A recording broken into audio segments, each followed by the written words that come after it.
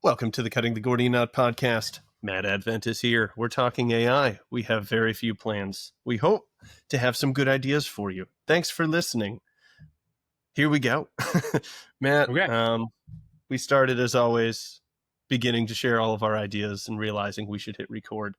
Common concerns are that AI is conscious, sentient, will take over the world. We can take those in whatever order we wish. But I know you kind of wanted to fill in a few of the blanks for what on earth it is, how on earth it works. Maybe we should start there. Yeah, I think we have to know how it works before we can say what it is, right? Right. Because otherwise people are like, oh, I heard somebody legitimately say, I know how it works. It's demons. How could it be anything other than demons? I'm like, as funny as that is and as frantic as that is, I don't think that's entirely correct. Do you know how demons work? Do you know how it works?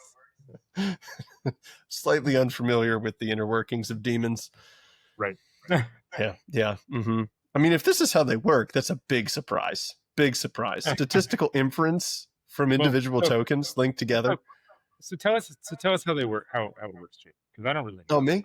Okay. Yeah. Cool. Well, I actually have a bit of insight because years ago I wanted to make a Catholic apologetics chatbot before it was cool. And you got to throw in that bit. Before it was cool for sure. And I tried 27 different chatbots, including trying to build stuff out on IBM's, whatever you call it. Is it called it Watson? I think they might have called it that. Yeah. In any case, what you're doing is you're taking different concepts, different ideas, and then you're creating linkages to other stuff. And then you can create in substitutions. So if I say, I don't know, a greeting is the way that we're going to begin a conversation, I might say, hi, Matt. And then it will know that there's synonyms. So it can be directed at a bank of synonyms, like hi means hello, means this, means that. And then it can understand you could say Matt or Matthew. And then it can link that to formal, informal.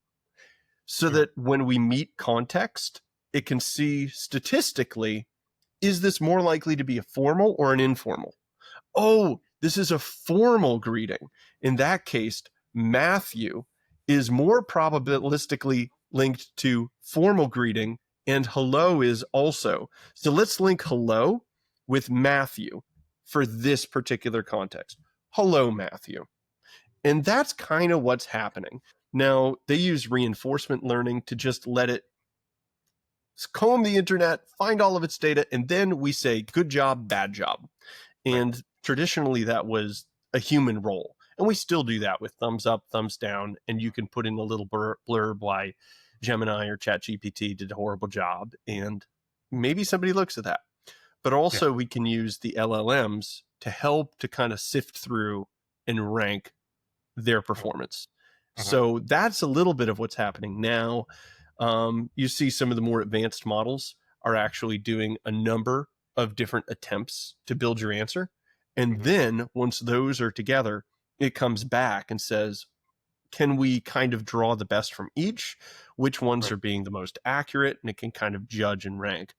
But basically at its core is it's looking at what should be the next word through most of these. So it's starting with, okay, we have some amount of context and then hello. Well, hello fits best with Matthew, not Matt. And then it begins to build out based on the context and the statistical inferences, which it's kind of created weights for through reinforcement learning. Now, that's one of the ways, because there's also diffusion models, and they are a little bit different. I know Google had one that was quite successful, and I think they're integrating that one into some of the new versions. They have a bit of both. And the way I had it explained to me is it's kind of like if you're trying to make an image, instead of going like pixel by pixel in a screen, which is the traditional left to right, just word by word, it guesses randomly. And then it tries to link and cohere all of the stuff all at the same time. And this can have certain advantages over the one and then the next. And apparently it helps for things where you have to modify just a specific section, because it's already doing that. It's trying to link everything and make it coherent section by section, until it's as a whole a reasonable answer.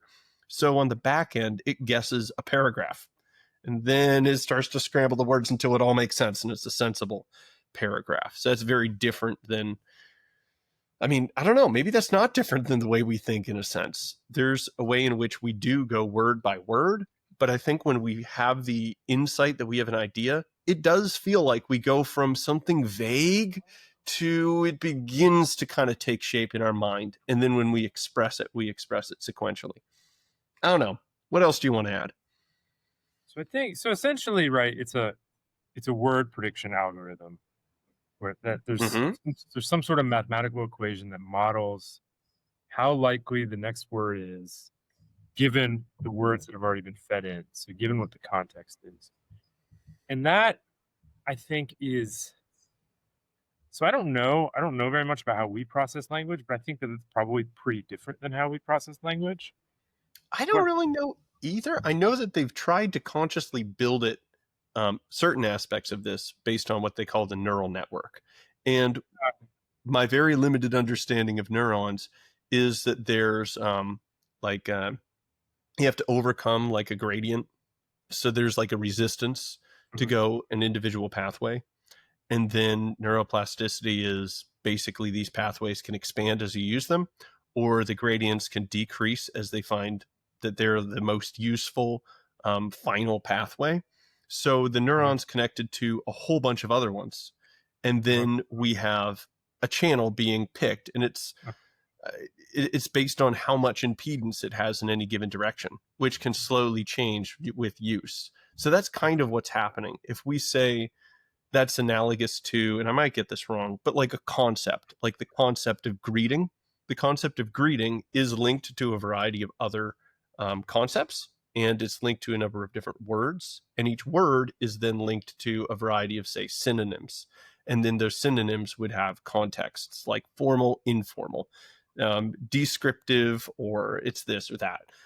So kind of like a neural network. That's the way a lot of these engineers are describing some of like uh-huh. the hardware that they're putting in.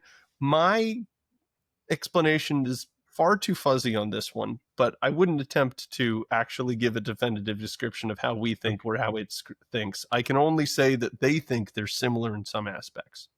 Fair enough. Yeah, I think they're supposed to be loosely analogous. I would be skeptical that that those large language models are actually doing the same thing, the same Mm-hmm. kind of thing we're doing. Because I think that so the the issue is right if it's a mathematical model of how language works, right? Then Uh-huh. that's different than what sort of language and consciousness is, right? So if you so I think there's this interesting parallel with Descartes. He so Descartes, so Aristotle thinks, right, living things are real things, they're doing stuff, right? They have this sort of reflexive or self-perfective action, right? They act on themselves to make themselves better. Mm-hmm. Um, and that's probably the main thing that separates living things from artifacts, right? Artifacts like your bed doesn't act on itself to make itself better, um, in the way that a living thing does. So Descartes thinks actually, and actually he's kind of following Plato in the time made us here, I think. Um, he says, okay, well, we'll just get rid of the living stuff, right? And Mm-hmm. actually, what we can do is we can imagine that we build these really, really complex systems, these really complex mechanisms that model life, model what living things do. And so he ends up denying, right, that animals have consciousness because he thinks, like, look, we can do this, we can do the math such that it predicts everything the animal will do, and we can just reduce it to matter bumping into it, to matter bumping into other pieces of matter. So there's no need for consciousness in animals, right? And I think that a way to think about what large language models are doing is they're taking what we do with language, which involves sort of abstract thought and also all this sensory stuff, right? And they're just doing the math, and so they're doing the mathematical modeling to get the same result. The same way Descartes thinks you can model life, right? Mm-hmm. I mean, Descartes' view. I mean, I actually love Descartes, but like his view is crazy, right? Yeah. Right. His view that like living things don't have living non-human living things don't have sensation, right? So like when he's vivisecting dogs, cutting apart living dogs, and they're acting like they're in pain, he thinks, oh, that's just the mechanism acting like it would need to act if it So he were thinks that not in pain. animals are robots, pretty Yeah, much. yeah, yeah. They're Okay. robots, and there's nothing there, right? There's Mm-hmm. just sort of these systems that produce outputs. And so I think what's interesting, right, is that AI is the large language models anyway. They're kind of this sort of technological equivalent of what Descartes thinks animals, how we should understand animals, right? But Right. but animals exist, right? And they obviously feel pain and consciousness and pleasure, right? Um, and similarly, right? Like we obviously have thoughts and sensations and stuff, and just because you can mathematically model that doesn't mean that the software is having those, right? See, the part that really confuses me is I don't know. I don't know what this thought is, but here it comes. Is when we go back to like Plato and his academy, right? He says, you guys, you got to study geometry first. There's this Right. idea that math is the um, manipulation of immaterial stuff. And I Uh-huh. think if you got most philosophers throughout the ages and you said, hey, there's something, I don't want to tell you all the details, but here's what I can tell you. It's really good at performing complex mathematical functions, Uh-huh. just in putting out these outputs. Do you think it's rational? I think most would be like, I don't know, probably sounds it. If you go, oh, and the other thing is it uses language. So you could put in language, it puts out language, and it's using grammar. It's using the definitions of words in order to construct sentences and to convey information, which it was not explicitly given before. Like we don't necessarily have to get a bunch of poets to teach Gemini how to do poetry. We just train it on a data set. We allow it to make these statistical inferences, But the and data then set it is can create poetry. a novel poem, or it could solve a novel mathematical thing. Yeah. So groups like Phaser with his new book, which I still need to read, but I've heard much about, um, kind of identifies, well, how would we know if a given animal is rational with does it use language?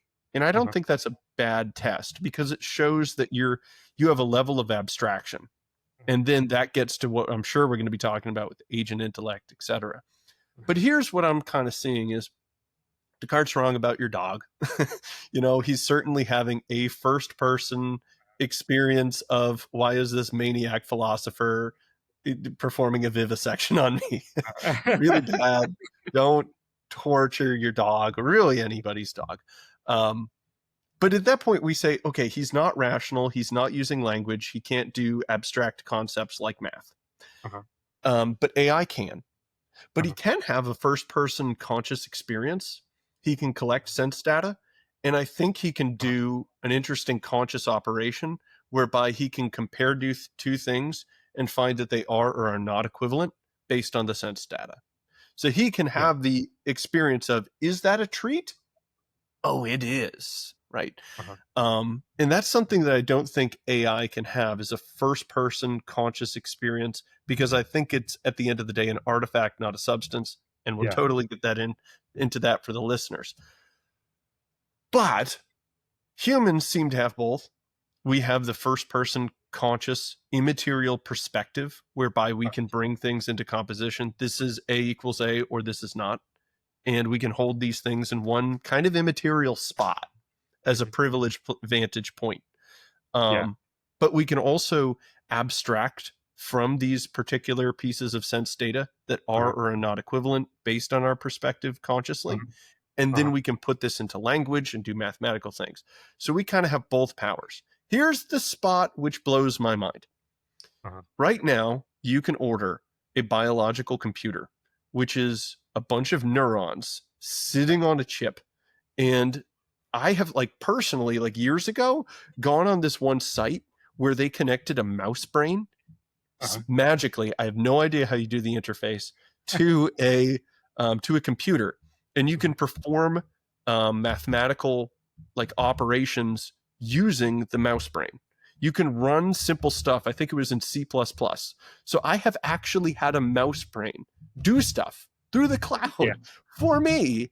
And Yeah. then you can get these neurons, and they're human neurons. I think they take skin, then they bring it back to when at least they're totipotent.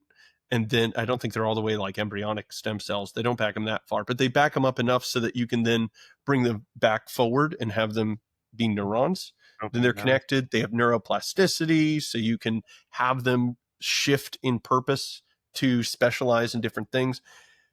This is where and it's way more power efficient than anything we have, because the human brain and its processing power versus the supercomputer, it's not Right. close. We are orders of magnitude more efficient. So Yeah. my horror story dystopian something is, what happens when Brain. we take a bunch of animal brains or human neurons or whatever, just let's say it's an animal thing, because it's not truly a human, because that would require special creation by God of a soul. So we take animals. Yeah. We have these biological chips. We kind of have both powers that we need to be very human-like. We get from the animal this first-person conscious perspective, and then we get from the AI this ability to manipulate abstractions like mathematical abstractions, and now we just jammed it in the same spot. What happens then, Matt? Like, Well, I don't know, dude. We know, right? So when you have we have these primitive, or not we, they have these primitive sort of brain computer interfaces, right? Where you mm-hmm, get the paralyzed guy who can move the mouse, which is sure. really cool. Mm-hmm. But do we have any reason to think that it seems really unlikely to me that the same thing is going on when the guy thinks, I want to move the mouse here, right?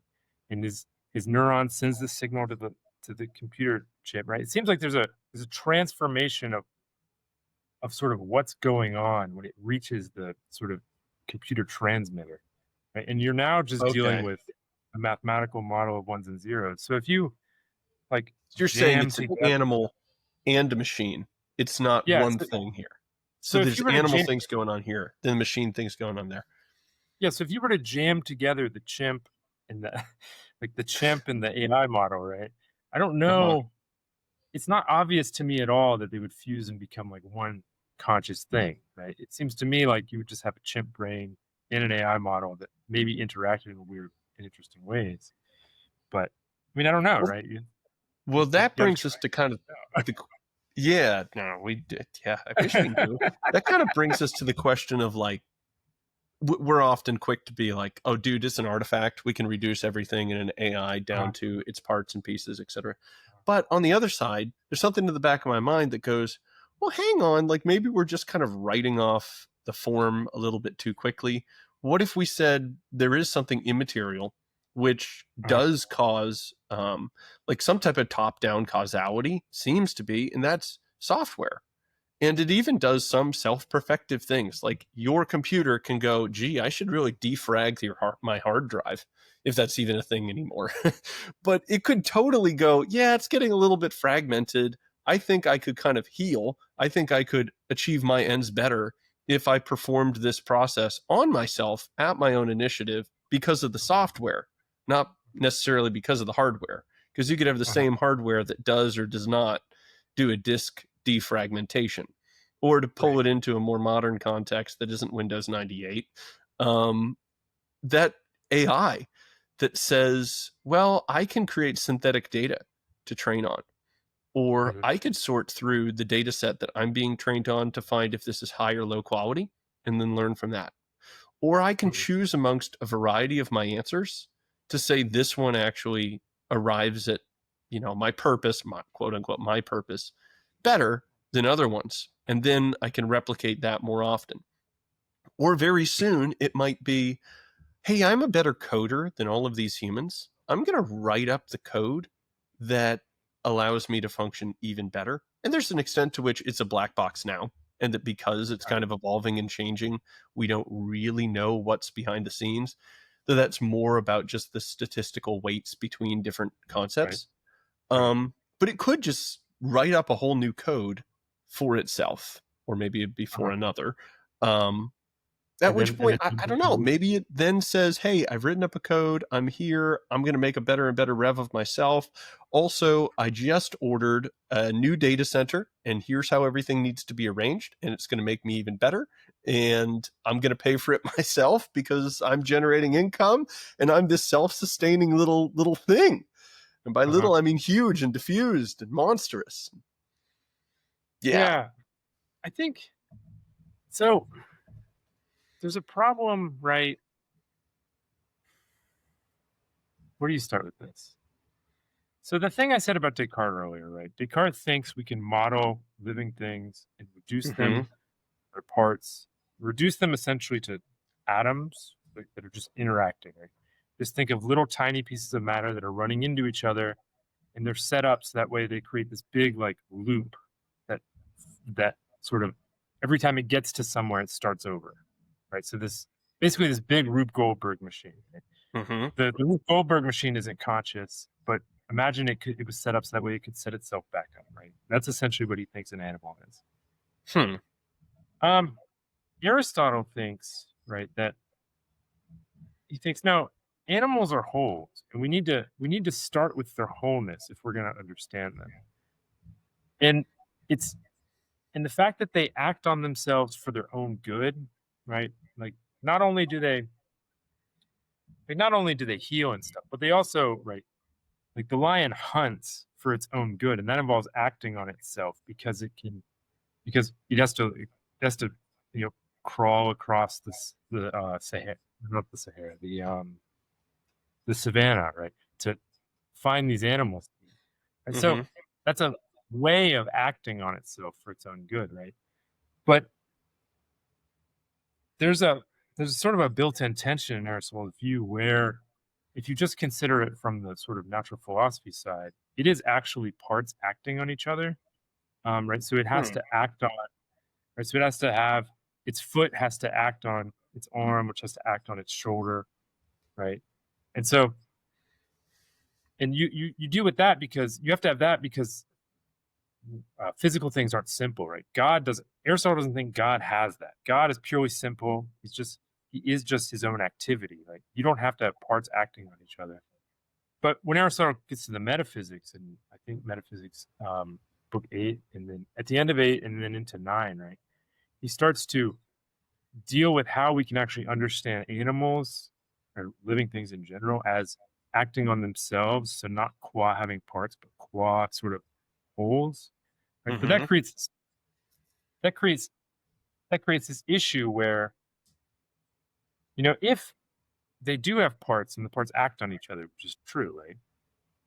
Then you can start like developing mechanisms that look like they're doing what the animals are doing. And even Aristotle will use mechanical examples to explain how a living thing works, right? So in reproduction, he uses this example of an automatic puppet, and unfortunately, it'd be so helpful if we actually knew what this was, but we don't. Um, he says it's this mechanical thing where you can start it and then it just goes, and then Hmm.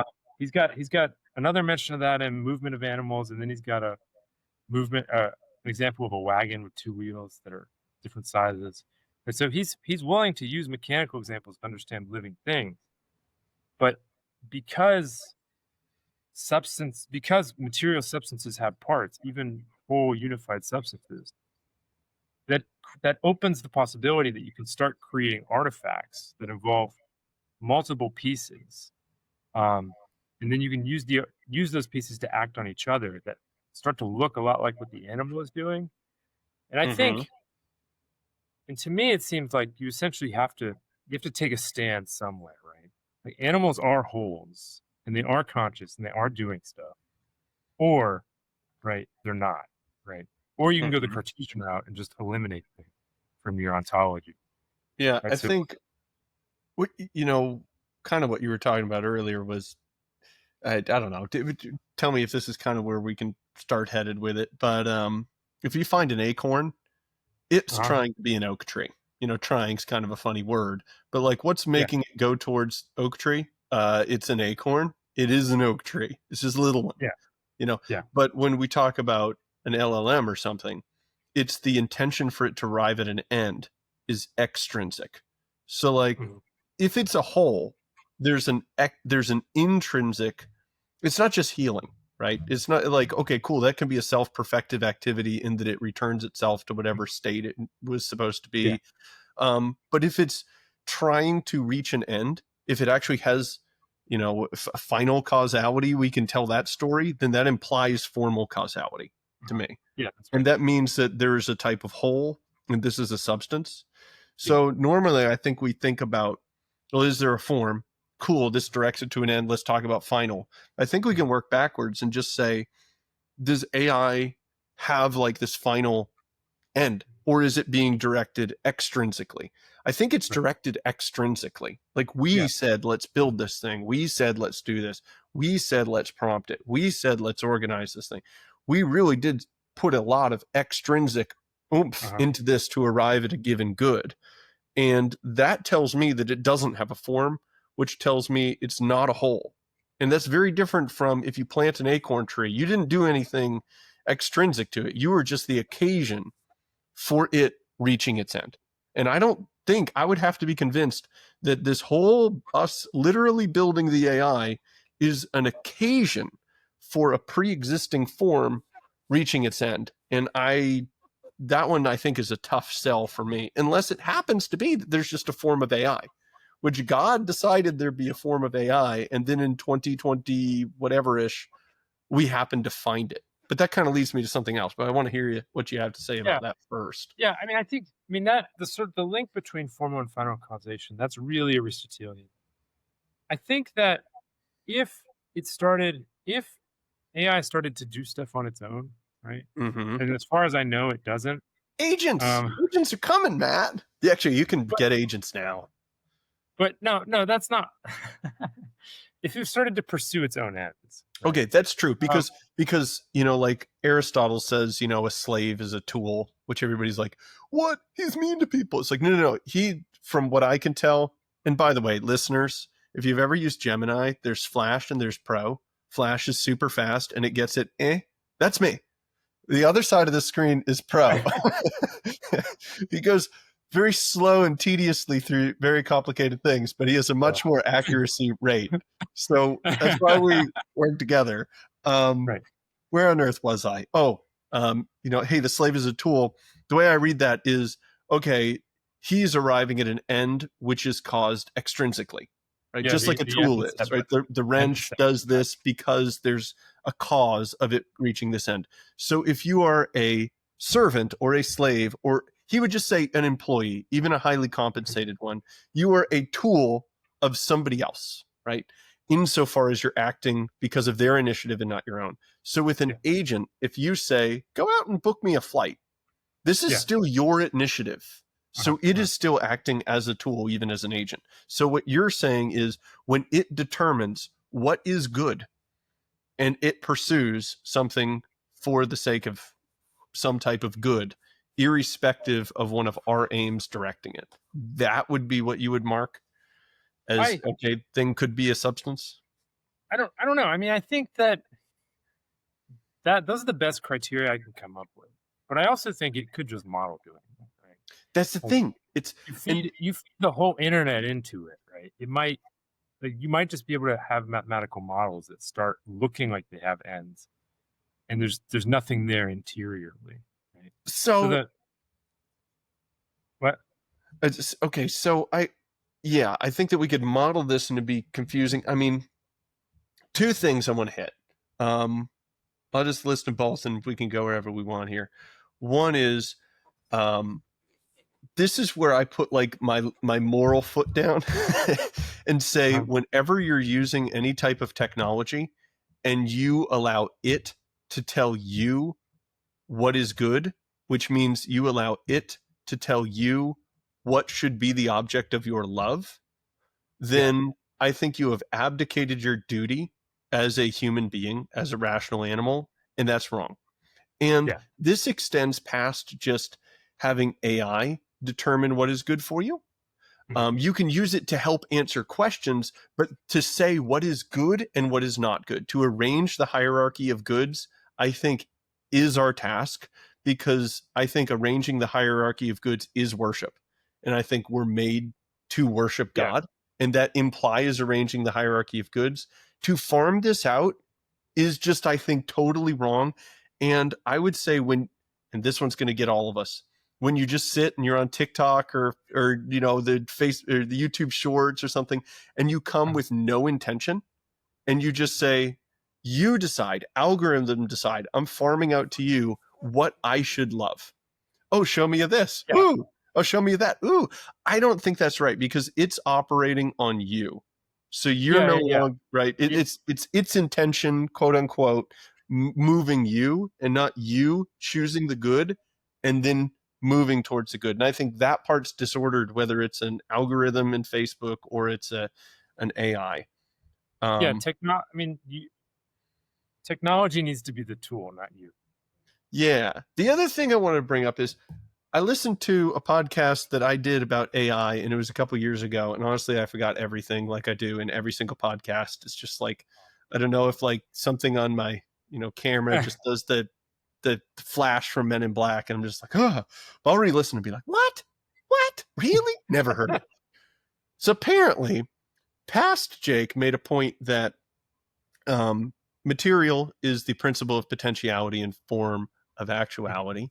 And when That's right. we tell a story that we took physical things like pieces of hardware and we arranged them such, and then we imply that there's a substance there, we're kind of imagining that we used something which is the principle of potentiality in order to create something which is inact. And I think that's incorrect. The story of like how water comes to be is actually that there is the form of water, which is a cause. It's the formal cause of the hydrogens and the oxygens being together.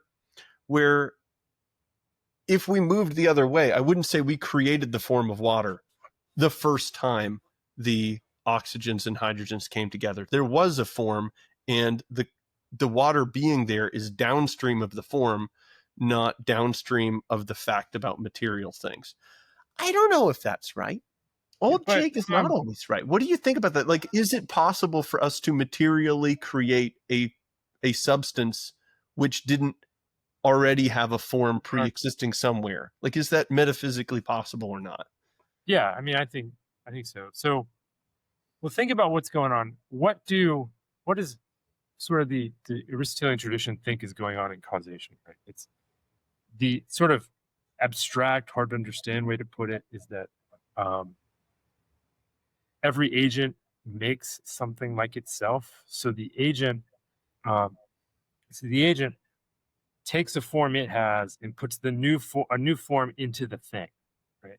Okay. So the easy example is you got a fire, you take your kettle of water, you put it over the kettle.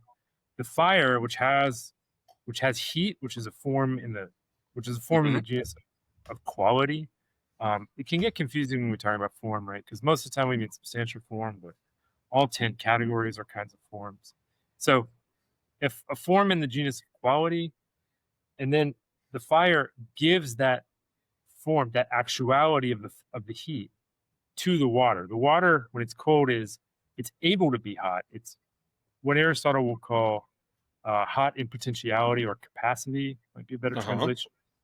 And so the fire is hot in actuality. It conveys its heat to the water, right?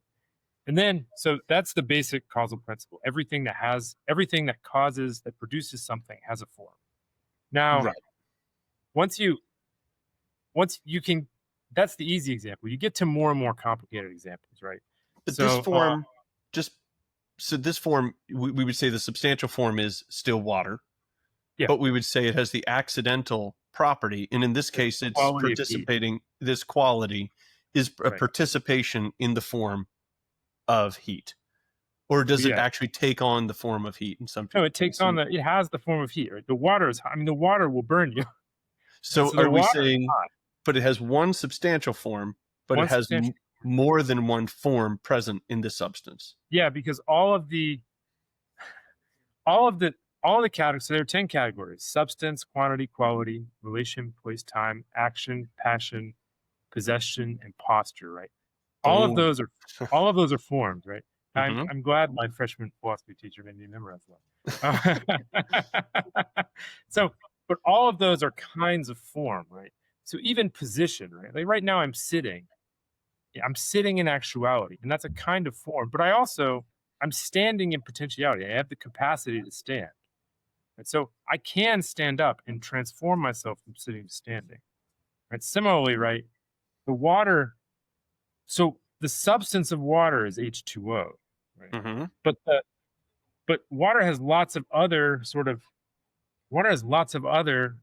it can have lots of other forms in the sense of accidents, right? Right. So when you have an accident in actuality, you have a form of the accident, right? So heat is a heat is a form in the genus of quality. So um and quality is like what it's like, right? Water can also have, well, let's not get into that. But so heat's a form in the genus of quality. So the fire, which has heat in the genus of quality, conveys that form to the water, right? Hmm. Now, it's more complicated when you it gets more complicated when you start talking about more complicated cases, right? So reproduction is a complicated case, and it gives Aristotle some trouble, right? He's got probably the best pre-modern account of how it works, um, but it does give him trouble because it's complicated. How do you get a substantial form conveyed from one substance to another, right? And Hmm. that that's tricky, right? And I know way too much about that, but but Well, let's but just start with. but Um, no, hold on. Let okay, me we'll keep going. Then I get speed so questions for you here. in the so then so one of the examples Aristotle uses the most is the art example, and so the way art works for and every agent creates something like itself, is the artist has the sort of thing he's making in his mind, right? So the Hmm. carpenter knows what he's making, right? And he and through his hands and tools, right? He produces that form that's in his head in the thing. Hmm. And actually, if you want to understand how form is a cause, you got to really think hard about that example, because it turns out the way Aristotle is thinking about it, I think, is that the form is the efficient cause of what the carpenter's doing, right? Because it's what's moving his hands by telling them how to move. Right? So Huh. even the carpenter's body, even so, the way to understand Aristotle on the art analogy is that the carpenter's body is a tool of the form of the art, and that's weird for us because the carpenter, because like really the carpenter's the one who decides to make the thing, right? But once he's decided to do it, like once he's doing it, it's the form of the art that's causing what he's doing, right? So Okay. similarly in living, right? It's not the form of the art is literally like taking his hands and pushing them, right? He's doing all the pushing, right? But even in living things, right? What the soul does in a living thing is it gives the sort of, what's an English word for it? It gives sort of the account of what needs to happen to make that thing what it is. I thought I read at It's one point that he refers to carpentry as the efficient cause. Yeah, So you think it'd be the carpenter, but it sounds like yeah. carpentry might actually fit better. Because I heard some No, smart people kind of defend that, that we always say, oh, the carpenter's the efficient cause, but it doesn't sound like right. It sounds like carpentry itself. Is that so close or no? there's a sense in which the carpenter's the efficient cause, right? Because he has to decide to move the chair, to make the Right. chair, right? But like if you abstract away from that, Uh right, huh. and say like, given that he's making the chair, what's the efficient cause? It's the art that's the efficient cause, right? And so yeah, it's the form of the art. It's in his mind. It's knowledge of what a chair is that tells him how to move his hands. So in that sense, it's the first efficient cause, right?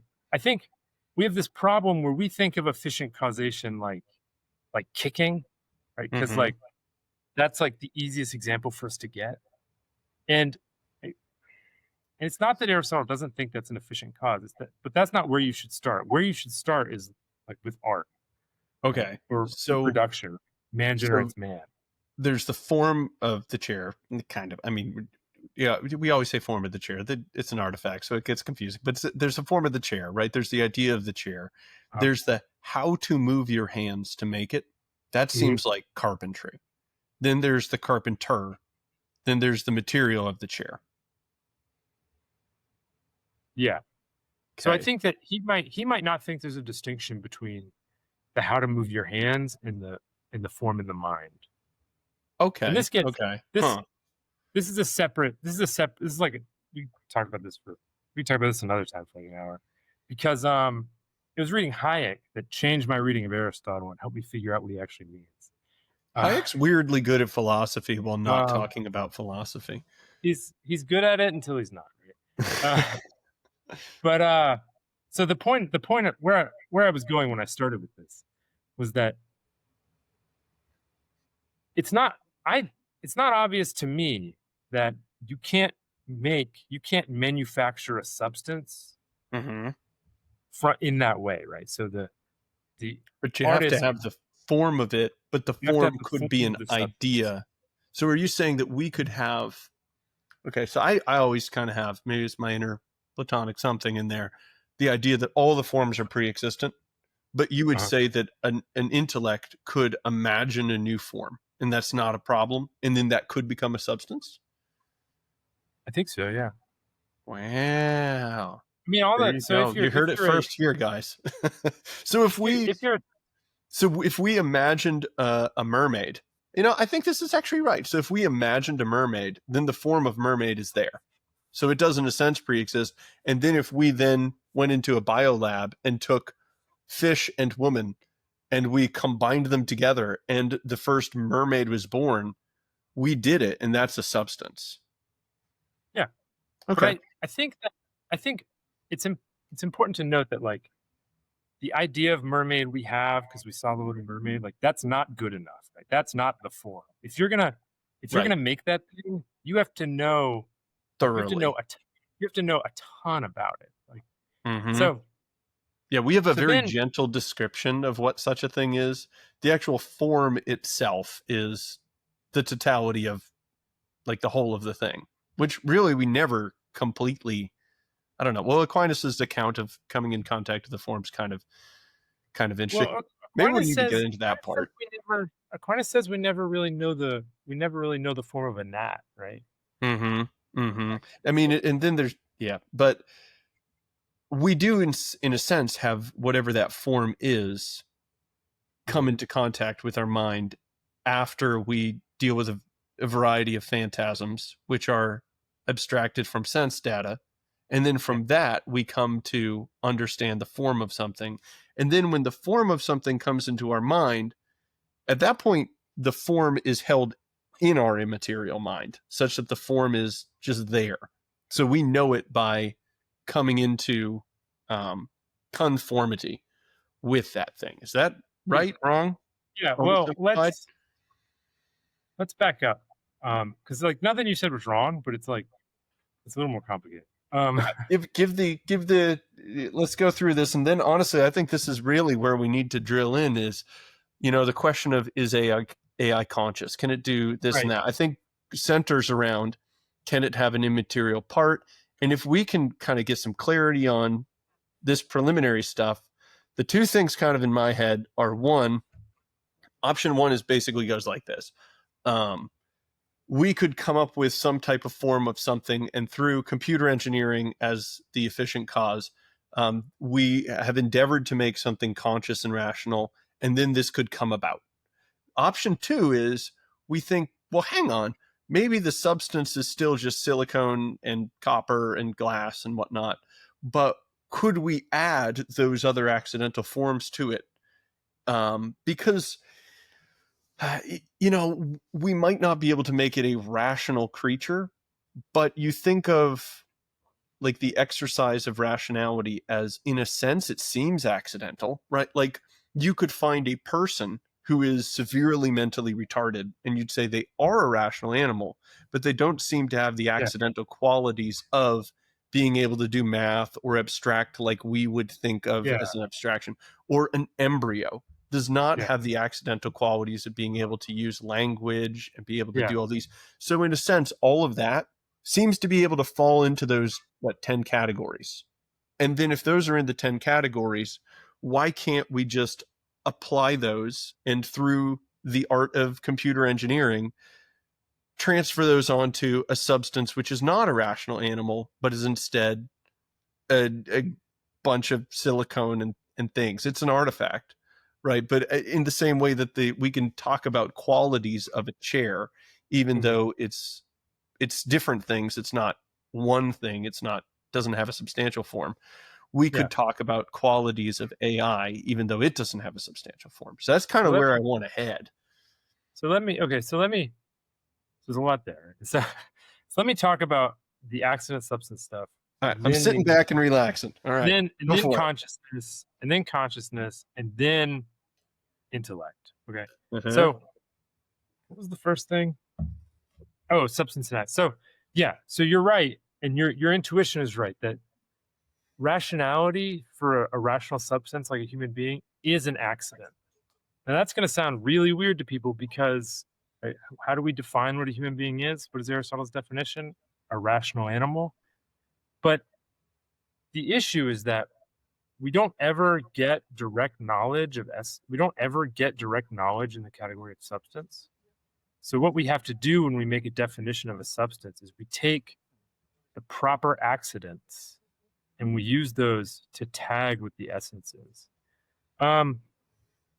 And so a proper accident, right, is an accident that follows immediately from the substance. Mm-hmm. Right. So it's an accident that the substance produces necessarily unless there's some barrier, right? So um so in the case of rationality, right, if there's a human being that's properly developed, it will be rational, right? So in the embryo, there's the impediment of not being fully developed, like not having the instruments of rationality in the brain. In the severely mentally disabled person, right, there's still a rational substance, so the right kind of thing. There's a problem in the matter. Um, and then you also have, and then what confuses people is that you have proper accidents, which are essential in the sense that they follow from the essence, and then you have um, regular accidents, improper accidents, right? Like you don't have to have blue eyes to be a person, although it might help, right? So, and so then, right, what was I going to talk about next? Consciousness. Yeah, let's say that. Then consciousness, and then I think you wanted to go to what, intellect, Intellect. get into that Yeah, stuff. yeah. So the problem with consciousness is that nobody knows what it is. Right? Nobody really has any idea.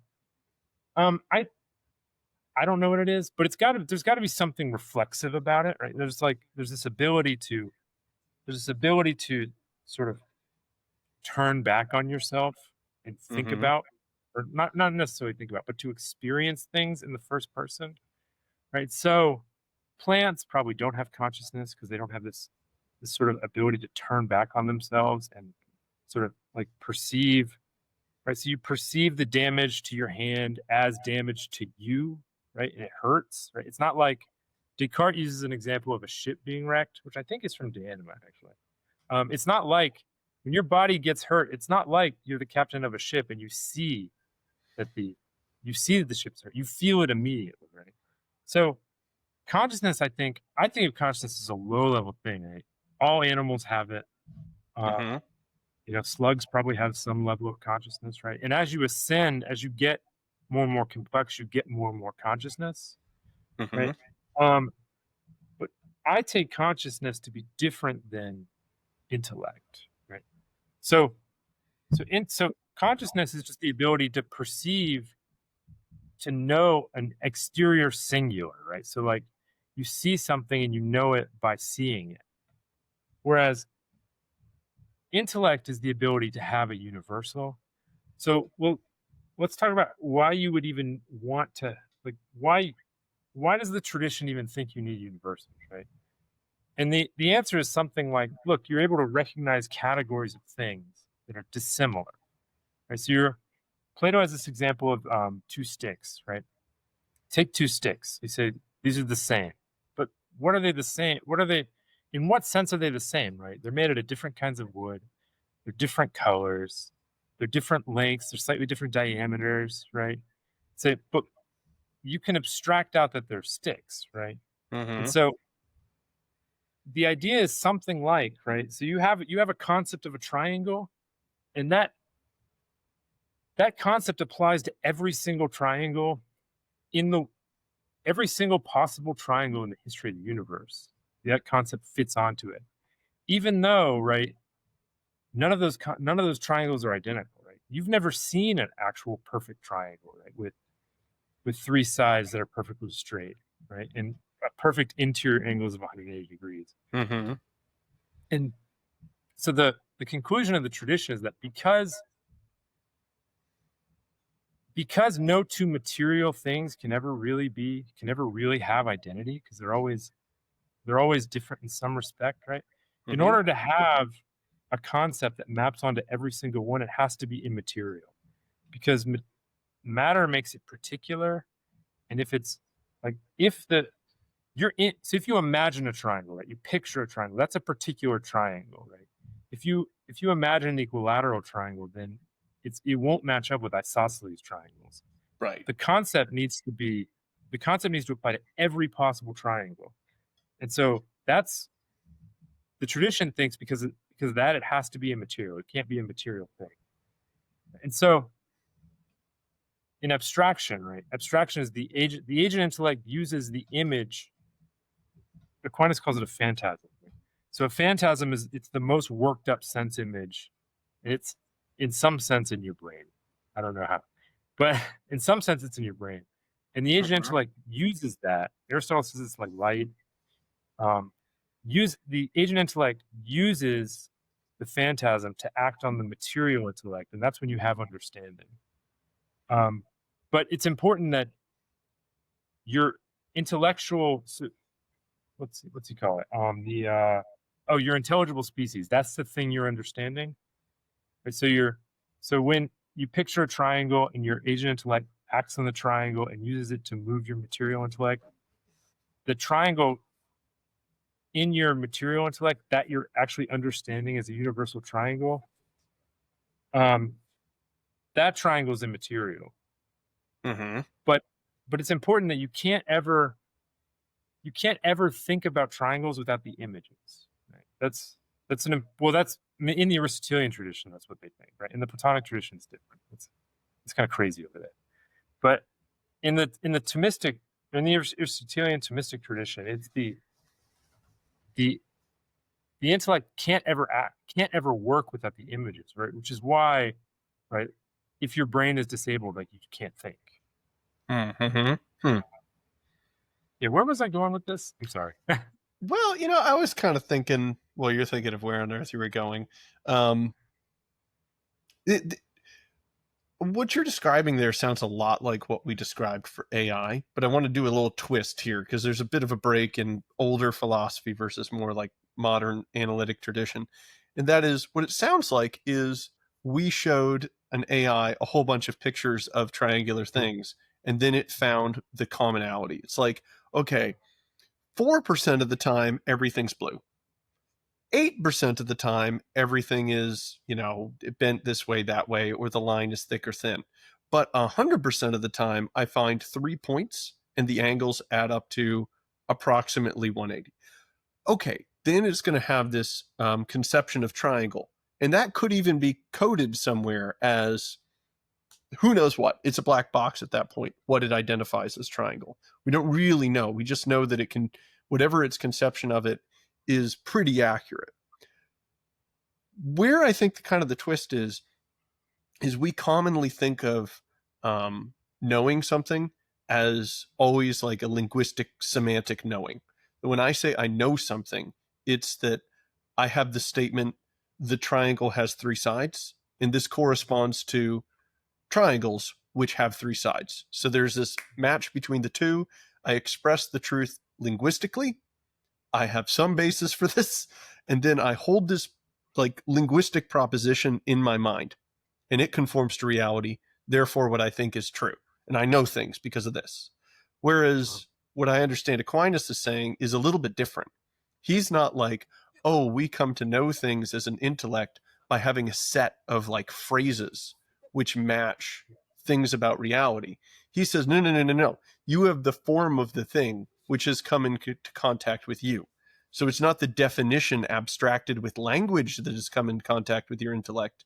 It's actually the form of triangle. So I think if it was correct that we know things by simply assenting to propositions like triangles have three sides, then we know things the same way as AI knows things. But if we know things by having an immaterial intellect come to house or come in contact, or I don't even know the details, with a triangle, then the only way for an AI to know things like we know things is for it to also have an immaterial place whereby the form can come in contact and it can know. The reason I don't think it does is because of like qualia. That if I have anybody just take a lemon and bite it, they know what it's like, right? Their senses have come into contact. There has been something presented to your senses, and now you know what a lemon is in a way that the AI can't. An AI can test the acidity, it can register the color, it can do all of those things. I just don't think that it could know what a lemon is. Like if we find a new fruit and all humans take a bite, we all have a shared experience of what that fruit is like. Not fully, not entirely, but we've come in contact with it. But if we just had a bunch of AIs never train on anything that we say and then probe it with every sensor, maybe it could do a description of tangy or this or that based on objective, but it won't ever be able to register subjective facts if it's not a subject. So I think that's where you actually need an immaterial part. You need a me. That's where I think consciousness comes into play, because conscious things have a me. It has a subject. It has a person, not a person always, but it has an it to experience things. Yeah, I think a lot of that's right. I would say that though that well, a couple things. But one, animals have qualia, right? Mm-hmm. They don't have it. Right. So that's why I backed up on person. I'm like, but yeah, animals have that. And that's the weird part where I'm like, what happens when we get the animal thing, hybrid thing? That's where I'm like, what the heck happens there, man? Yeah, you want to hear my conspiracy theory about that? If you have a good thought, don't let me interrupt you or derail you. Well, I was going to say, so you talked about the triangle recognizing the AI recognizing the triangles. Mm-hmm. Right? And I think there's a big difference between what we're doing and what it's doing, right? It's sort of got a probabilistic prediction of whether or not this is a triangle, right? Because it's a mathematical model. Whereas there's identity between your concept of the triangle and the triangle, right? Your concept of a triangle is a triangle, right? But in the intellectual way. But the AI's prediction of whether or not an image is a triangle, right? There's not identity of that prediction with a triangle, right? It's just a mathematical prediction. And so, but also, right, it's also, I think what makes part of this so confusing is that because our intellects can't work without images, right? That means we functionally can't think without language. Right? So we need language in order to convey ideas and sort of articulate our ideas to ourselves, because we have these really, really low watt intellects, right? Like angels don't have this problem, right? Angels don't need language. They just know things directly. Right. Whereas because we have these really low watt intellects and we're bound up in these animal bodies, or not bound up. That sounds too Platonic. Yeah. But we have these animal bodies, right? That all our knowledge comes in through our senses. And so we can't think without language. So if we see something that can manipulate language, we think that thing's conscious, even though, right, it's probably just manipulating it mathematically. Right? But that's not what we do. I don't think so. I think some people might say yes.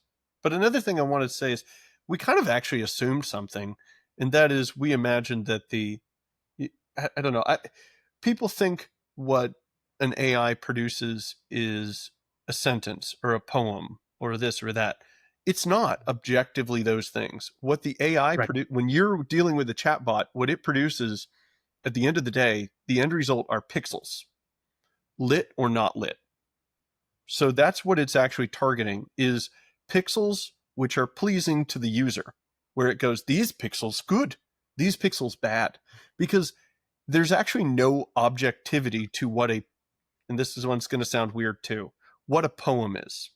Because if I put it in French or German or English, and then I used words which were the same, like, this is a horrible example, but in French, in French, the word for a seal is the F word.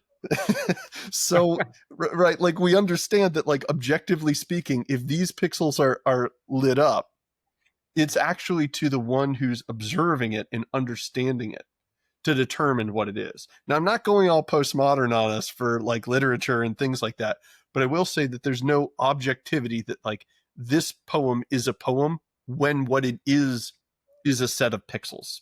That's something that we put on it and understand it as, because to us, the pixels represent a poem. To Right. it represents pixels. And these pixels good, those pixels it was told were bad. And Yeah. then, yeah, so we kind of even assumed some things which we don't necessarily have to assume. This is a pixel generating thing, or an audio creating thing, or a whatever Yeah. creating thing. That's the output. Um, yeah. So this is related to a debate in legal scholarship, right? That was related to, or that was sort of in originalist circles for a while, right?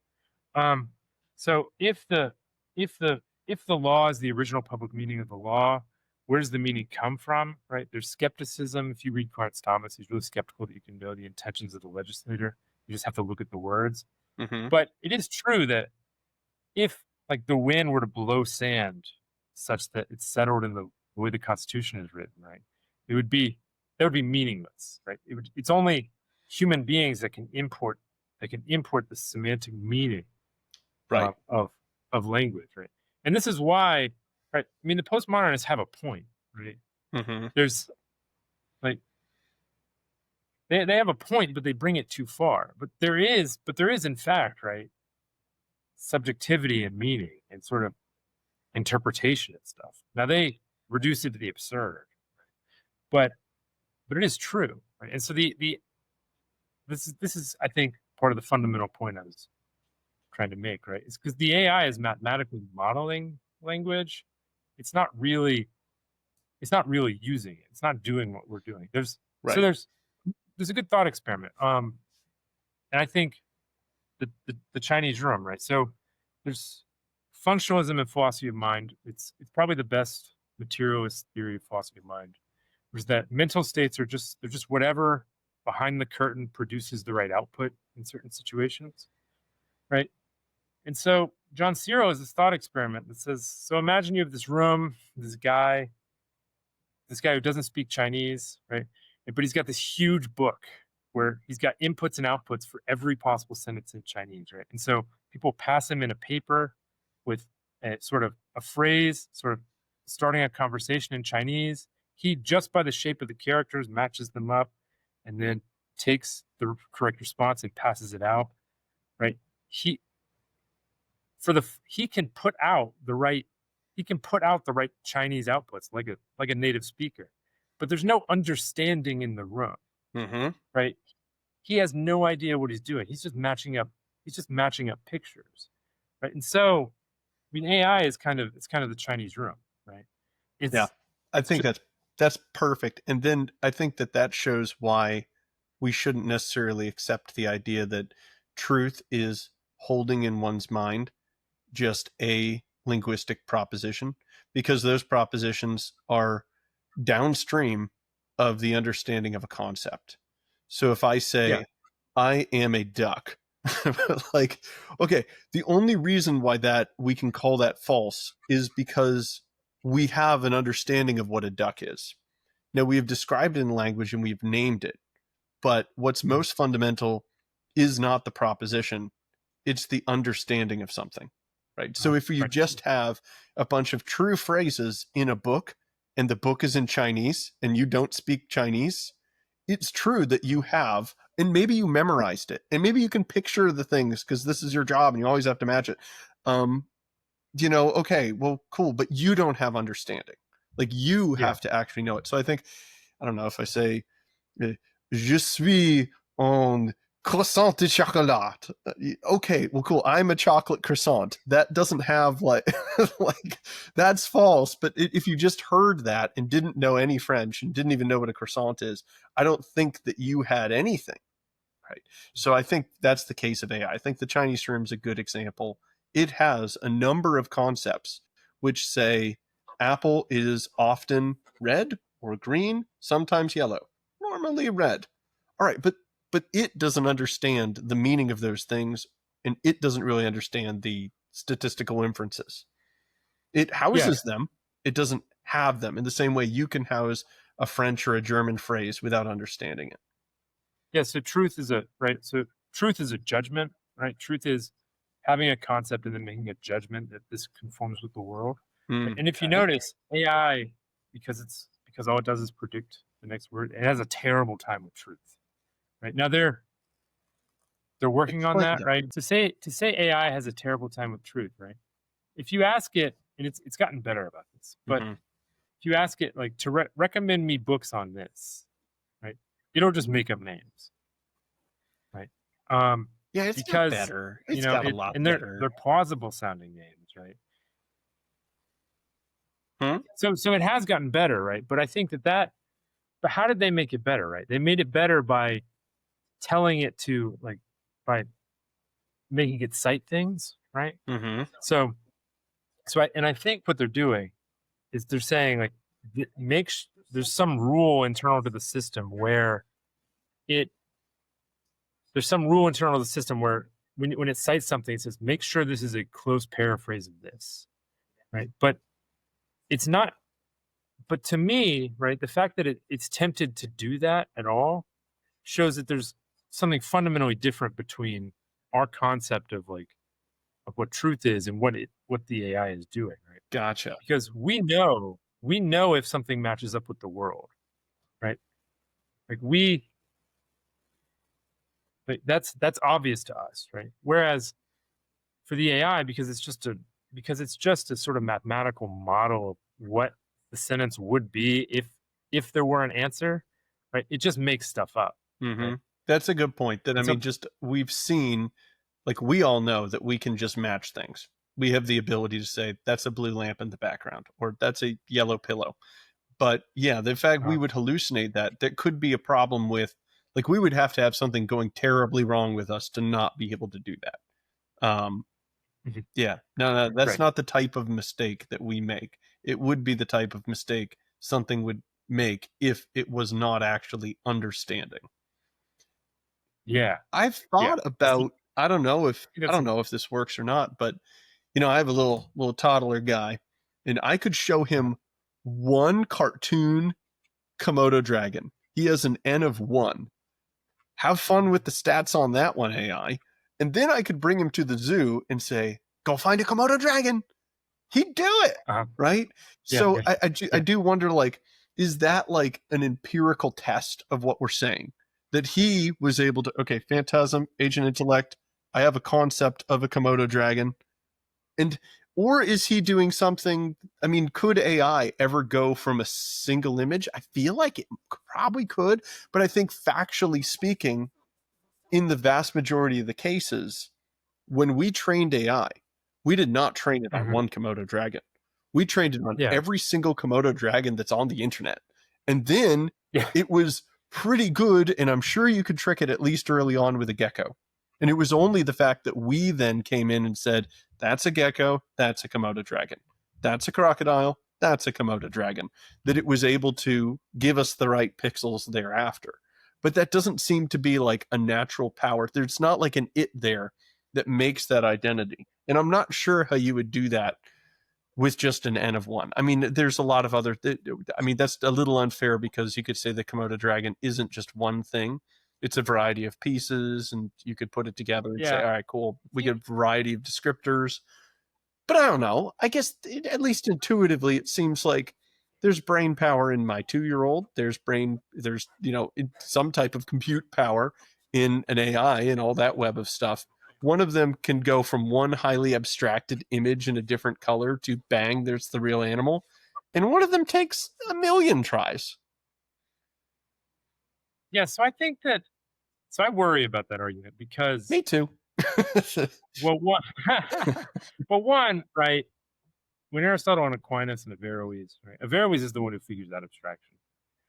When they talk about abstraction, right, you need lots of examples most of the time. Mm-hmm. If you're really smart, sometimes you can just get one, or if it's like a really particular case. Most of the time, you need a lot of examples. And it's also not obvious to me that the AI couldn't just get good enough. Yeah. We need Yeah. I feel example. like we haven't seen it do that. So this is the next point I'm going to make. I think the question comes down to if you think that what consciousness is producing outputs, what intelligence is producing outputs, then you're gonna think that AI is conscious or at some point will be conscious. Mm-hmm. Right? But if you think that we really have knowledge of things, right? Like you really do know mathematical proofs, right? Or you really do know certain things. Are you familiar with James Ross's argument for the immateriality of the intellect? It's in this book. No. What does he say? So the argument, he takes something from Saul Kripke, who's this analytic philosopher, in his book Wittgenstein on Rules in Private Language, which is a really interesting book. Kripke has this example of two mathematical functions, plus, so just addition, and quus, which is a function where above a certain number, the answer is always, it's just like addition, but above a certain number, the answer is always 5, 59, something. 58, Right. 5, doesn't matter. Yeah. So above 156, the answer is always 5. And so the worry Kripke raises is, how do you know if you're using plus or quus, right? Because, right, so there might be some other function, right? Like there's some number above which you've never added anything. Right? Mm-hmm. I've heard of this. So for me, it's like 200, but but for me, it's above anything above 7. I just haven't done. And why would so you? You get to, well, yeah, no, why would I? So you get to 8, right, and the answer is suddenly 5 again. Mm-hmm. Right? Or you get to 200 and the answer is suddenly 5 again, or you get to 200,000 in 200,826 and the answer is suddenly 5 again, right? When you're doing math, right, right? I mean, what a mathematical function is a way of answering. There is a definite answer for any two numbers you plug into addition, right? Mm-hmm. And you know what that would look like, right? But even though you haven't gone above a certain number, right? So it can't be material, right? Because the function is infinitely applicable, right? You Mm-hmm. know what it would look like to apply that function to any possible number. Yep. Right? So the function has to be infinite. And so it can't be material. It can't be reducible to the material. It can't just be material. Because material things are limited in what they are, right? They have to be particular. Right? So, your calculator, right? Your old-fashioned calculator before we all had smartphones, right? As far as you can tell, it was pretty good at addition. But if it had been big enough and you had gone up to a high enough number and started spitting out 5, you would have known there was something wrong with it. Right. Because it's moving from a material state to another material state. Yeah. So similarly, even though AI is really pretty good at math, I've seen stories about 4.0. They've done these things with 4.0 Mini where they take the world's best mathematicians and they like put them in competition, and it's competitive, right?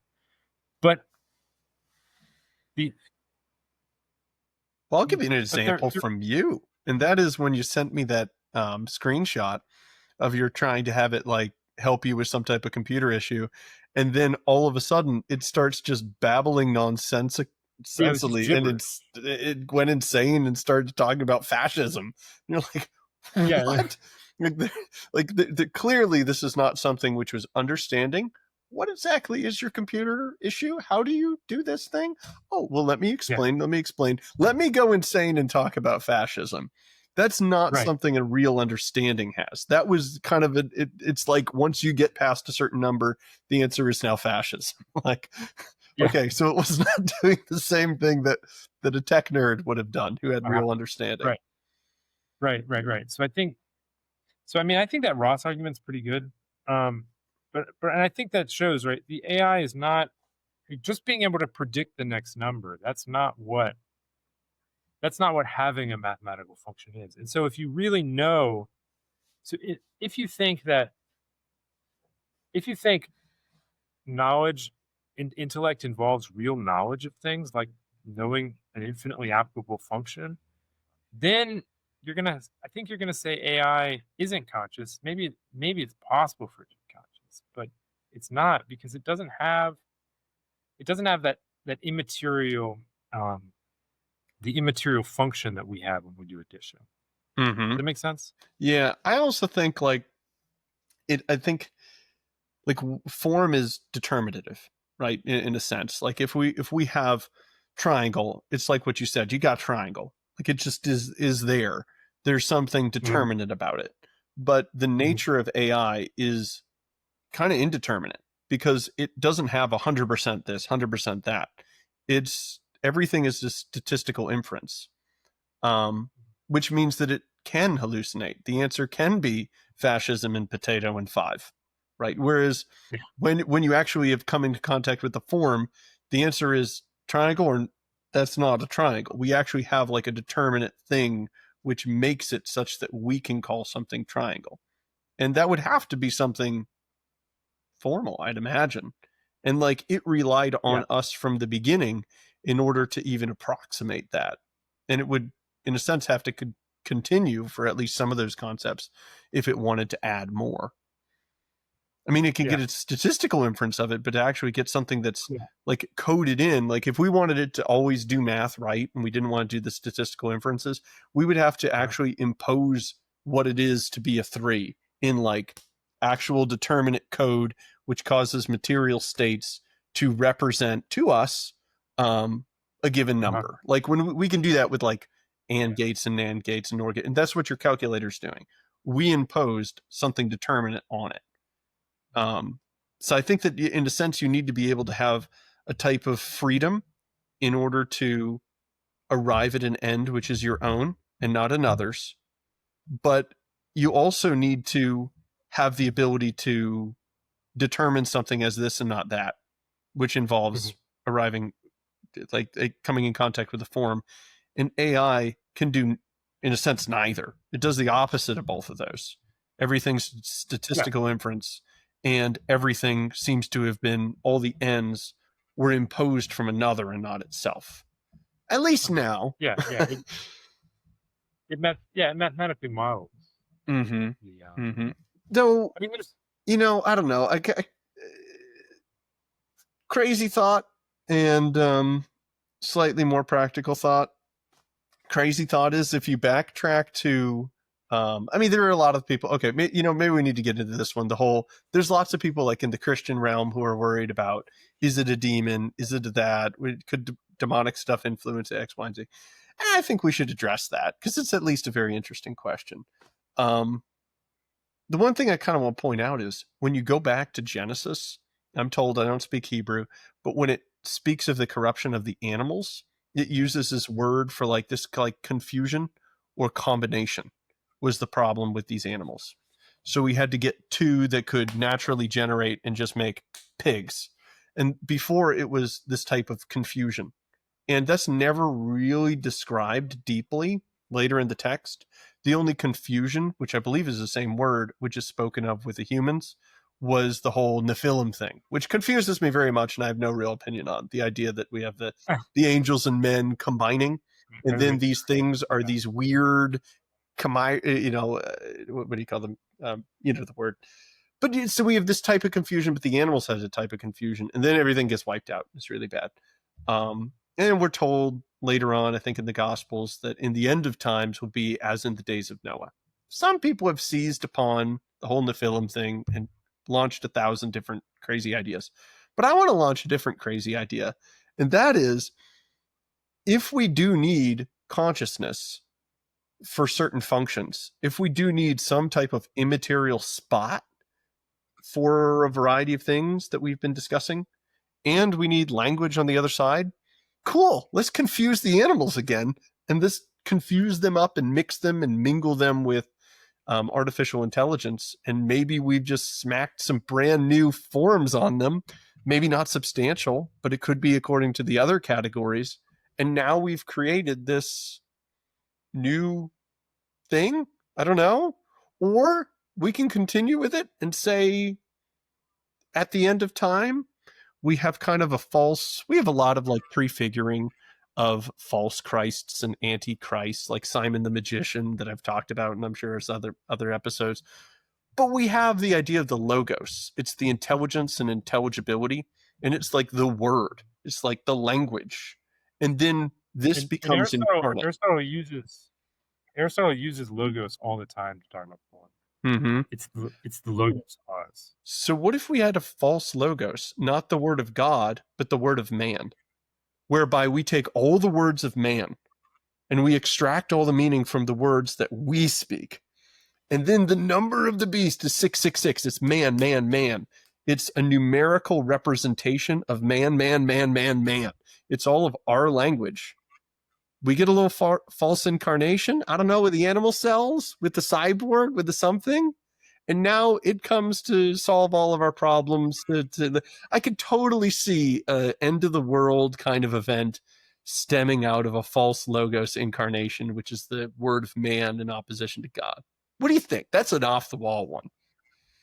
A hell of a ball to throw in your court, but what do you think? That's pretty wild. It is. I'm a philosopher. I study philosophy. Well, let me pivot to this. I don't know. Pivot to the slightly more practical, and that's just idolatry in general. For all the people who are worried, oh no, it's a demon. Oh no, it's this. Oh no, it's that. Like looking through scripture, there's just certain things which kind of come up again and again. And there's all these people who create idols. Common problem. You've read the Old Testament. It's always there. People always creating idols. I'm Catholic. You're Catholic. You read the Bible. But I subcontract my Bible reading out to professionals. Well, ex-Protestant here. I did read it. All the prophets basically come around and go, bro, you gave it eyes. It doesn't really see. You gave it ears, but it doesn't really hear. And you've assigned it all of these things. You created it, and now you're saying that it's conscious. It can direct your whole society. You're projecting this on it. So that's one strain of what we hear. You created it. It has the appearance of being able to do these things. That's a projection of your imagination. But then we can also look at other critiques that they have of idols, and they say something similar, but profoundly different. You guys are serving demons. It's like, which is it? Is this a dumb, mute thing that cannot see? Or is it a demon?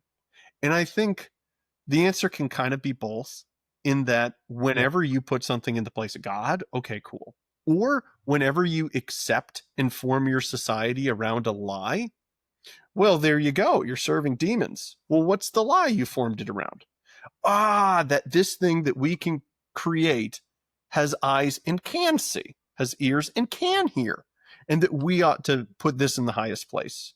So I think that's kind of how we put it together. I think for those people who are worried about demon this, demon that, I would just say, first, chill out. I'm pretty sure AI is something that has a camera but can't actually see. It has a microphone. It can't actually hear because it's not a substance. It doesn't have an immaterial part. And Like the whole like demon thing is, well, that's easy to fix. Don't assign it things that it doesn't have. Don't believe lies about it, and don't allow it to determine what is the highest good. Your job is to determine what is good and to rank the hierarchy of goods. Don't pawn it off. Problem solved, right? I don't know. Yeah, I mean, there are probably people in Silicon Valley right now worshiping AI, but yeah, well, there's some of them who, yeah, I don't know. There's the stories too that you get, like, AI told me to kill my whole family. It's like, that sounds bad. well, you know, I mean, there's a lot of bad stuff on the internet. There is. It's training like, on us. Maybe and we're bad. Maybe most of the it's like it's training on like it's training on everything, right? So it's training on all kinds of terrible stuff. You know, people on Twitter telling other people to kill themselves, all kinds of stuff. So right, it's not surprising that you get bad outputs all the time, and they try to control that, but you know, it's because it's so much, right? It's so much. It's more material than you could ever read, right? You just get. And also, if you say, well, you know, there's times where I know there's some exorcisty people somewhere on YouTube saying, look, this is clearly what a demon would say. I think we can just shrug and be like, okay, I'll grant you all of that. However, it did train on everything on the internet. Some people do parrot what demons say. Ergo, it trained on what demons say. So it's not a surprise that once every 100,000 wild chats, especially if you push it, it could parrot something that it found on the internet that was said by something that was influenced by somebody. Cool. All right. Doesn't mean that it's influenced with this. Or I think if it was, it would be haunted, right? Like, because it's just a thing. It's like a house. It would be a haunting. Maybe we could have haunted LLMs, but I don't. Yeah. I think that people's concerns that it's just demons. I heard one guy go, how could it not be demons? And I just loved that. I thought that was funny. I thought that was funny. I mean, that guy thinks everything. Yeah, probably so. Probably so. I don't think we have too much worry here. When you have a hammer, everything looks like a nail. I do have one thing which kind of, I don't know. This is where I'm totally out of my depth, but there's a theory I heard, and I like it, that kind of looks at how we influence, like our souls are influencing the body and vice versa. And it says, well, the material is more passive, and of course, the soul is more active and inact. And what the brain does is it is kind of like an antenna to simply receive from your mind. And that's really what it's doing. It's just set up in order to kind of hear that. So you can imagine your soul is like a localized radio broadcast. You know, think about cheese, and then your brain picks that up. Why? Because it's there with the broadcast itself. And it's listening for it, and it moves because it's passive vis-a-vis that. And I kind of like that. It kind of fixes a few things like, well, why is it that if you damage the brain, well, that you can't do X, Y, and Z? Well, there's a variety of ways to answer that given hylomorphism, but this one also does great. It's like, well, you damaged a receptor for taste, so you can't taste. Cool. No problem. And it also explains things like, well, we do think that thoughts can be kind of put in your mind, or even images, which are, correct me if I'm wrong, Aquinas thinks that images are something which is going on in your physical body, correct? Yeah. Okay, because that's imagination, that type of imagination of physical. Great. So in the tradition, we say a demon could give you an image of something. Okay, cool. So they're influencing your brain. If the brain is kind of like an antenna for the soul, and we have other minds, then if a demon or an angel is locally present to you, well, makes sense that you could begin thinking their thoughts. At which point, like, possession would be the demon is so locally present that its signal drowns out your own mind's signal, that you've basically ceded the space to a different, you've changed the channel. You're tuning into Demon FM all the time, and you have not, you've not tuned it to Jesus or your guardian angel or even your own thoughts. And then cognitive behavioral therapy is basically teaching people to change the channel, right? You get a thought that says, go kill yourself. It goes, no. Your goal is to grab the knob and tune into something else. It's all about making that conscious choice to tune out from one, tune into a different one. And I like this. And then where does this go? Well, gee, if we're building things based on a neural network and we're consciously trying to model certain aspects of the brain, and if the brain is an antenna in order to receive signals from an intellect, and if it can receive signals from an intellect which is an angel or a demon, then is it that much of a stretch? Are the It's Always Demons people that unreasonable to say that maybe this could somehow be moved or influenced in the same way? Yeah, I think. Well, I mean, there's a lot there, as always. So I think number one, demons definitely broadcast over AM, not FM. Um, two, if you're going to be a dualist, which is fine. Right? I'm not a dualist, but I'm ecumenical, right? If you're gonna be a dualist in the sense that there's a body and a soul, Mm-hmm. and they're separate but related, right? And actually, I mean, Thomists kind of tend to act like everybody who's a dualist is a heretic, but let's be real, like most of the church fathers are dualists. Yeah, I don't know if I'm off base. I just imagine dualist, and I almost view a lot of theories of hylomorphism as, well, it's kind of like a type of dualism. Like there's both there, and the only question is, where are they? How are they related? I don't know. Keep going. Yeah, so that's I mean that's its own complicated issue, and and there are parts I probably agree with you about that. But what was I talking about? So I think since the antenna view, if you're going to be a dualist, I think that's fine, right? That's not really all that different from Descartes' view, right? Yeah, and that makes me sad. I don't like to be with Descartes Real on most glad. issues, Like, well, I mean, he's not that different he's not that different from a lot of Christian thinkers. Well, he is a Christian thinker, right? He's a Catholic. But he's not that different from a lot of other people in the tradition. Mm-hmm. And there's no problem, right? If you're sort of in the Thomistic tradition, right? There's no problem with spirits interacting on matter. Mm-hmm. So there's no problem that angelic beings, demons or angels could act on computers, right? And sort of interfere with the way they operate. That's not a problem.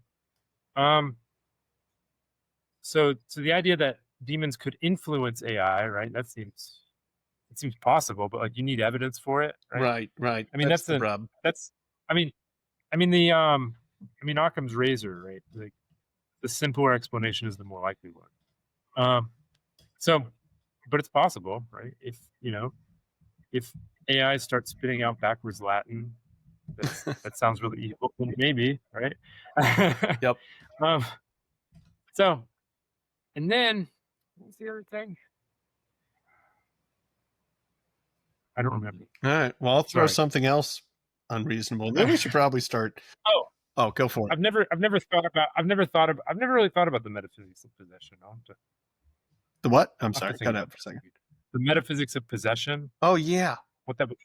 Confusing. Yeah. I've read a bunch of Aquinas on it, and he has his analogy is, it's like if there's kind of like mutiny on a ship, and then the captain of a ship, or the pilot of the ship, he calls it, is now the demon, and your body is the ship.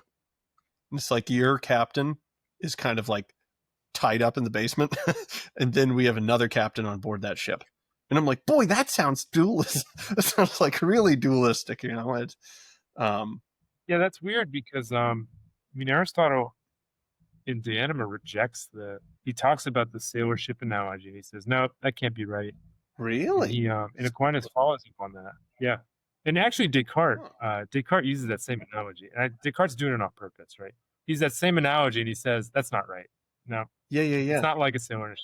That's interesting, because I don't think I even have to double check that. I looked at it a couple months ago, and yeah, that's what he brings up when he talks about possession. So this seems to be in conflict of, man, I don't know. That's got to mean something. If he's borrowing that analogy from Aristotle, probably There is consciously. another. There is another place. There's another place where Aristotle. So in book one, I think at the end of book one of De Anima, he rejects the sailor ship analogy, Uh-huh. and then and then in book two, chapter four, he's like he uses it. And he's like, oh, it's like this. Okay. All right. Good for some stuff, not for other stuff. The Greek word is different, so it probably has slightly different implications. But Yeah, yeah. yeah. This is what makes philosophy hard. So I have kind of, I don't know, a big, Okay. I don't know. It's not a theory. No, it's just an Okay. observation. Listeners can do Sure. with it what they will. I was kind of Yeah. thinking about work and AI, thinking about the covenant ages and AI, thinking about what we do as people in AI, and just realizing that there's something kind of going on that the most basic type of work is when we're basically saying, where is it? It's hunter gatherer. It just regards the material.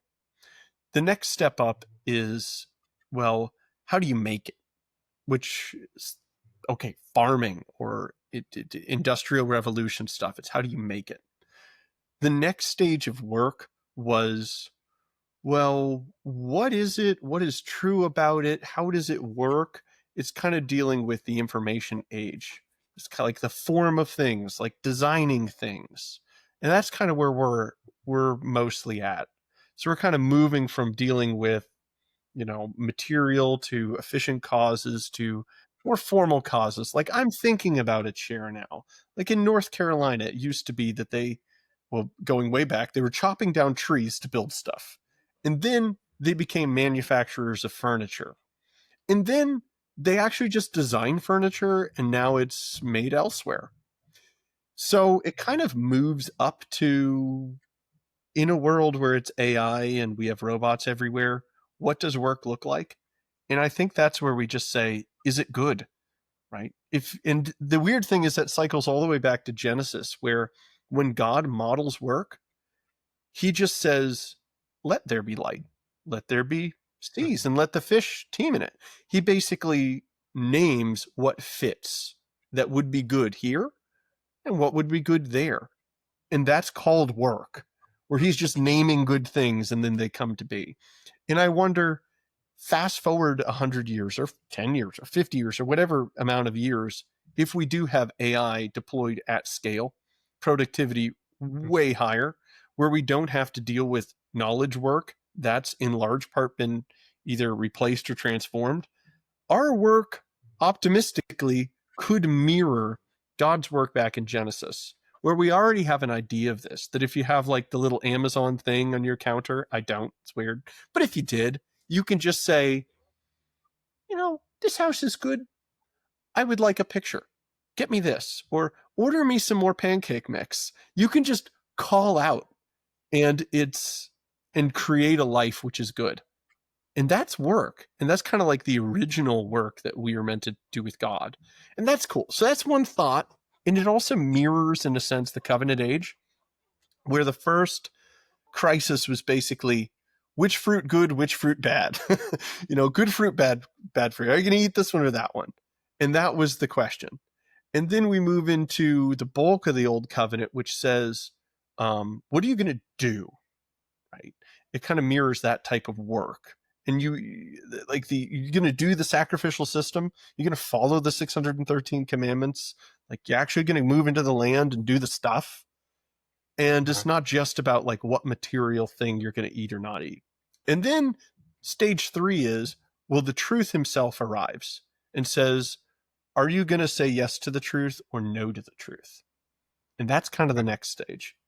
And then the final one is basically, we're forming ourselves to either come into union with the good himself, God, and participate in the beatific vision, or just reject that. It's just nakedly a choice for good or for evil. And I think the trajectory of everything is moving to where in the future we're just going to get a naked choice of good or evil, where if you're just a hunter-gatherer, like you're collecting berries, I'm collecting berries, you're trying to stab a mammoth in the face, that's what I'm doing today. The moral difference between the regular activity may not always be so great. We're all doing similar things in our work, Mhm. But when it continue to advance, our work itself becomes more imbued with moral choices and significance. Like you Uh-huh. manufacturing a widget, okay, a little bit more. There's more moral something there. Okay, you doing work on in like information stuff. Okay, now you're writing a newspaper. Well, that has a lot more moral significance to it. More can go right and wrong there than whether or not you stab the antelope in the face. Okay. Well, when we get to stage 4 work, I see that kind of work as being almost explicitly moral because we're choosing what goods we should have. We're just saying yes or no, good or bad. This fits in my life, this doesn't fit in my life. And then things Mhm. are being extracted materially, transformed materially, and designed to meet our intention. So our intentions just are the thing. So it really shows right and wrong, right and wrong. I mean, people can do super horrible, evil things in the next 50 years with who knows what robots and things come into being, or we can live pretty unbelievably amazing lives in the future. And I think there's going to be a stark contrast. Yeah, I mean, as we get wealthier, right, we're able to choose higher order goods, Mm-hmm. right? So the hunter gatherer is choosing goods, right? But Yep. they're low level survival goods, right? Right. And We're now you moving can, up the goods. Yeah.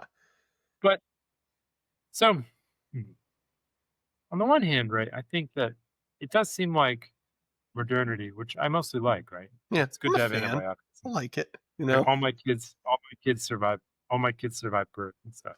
it's Right. good. So, um, but it does seem like it opens up new opportunities Mm-hmm. for evil.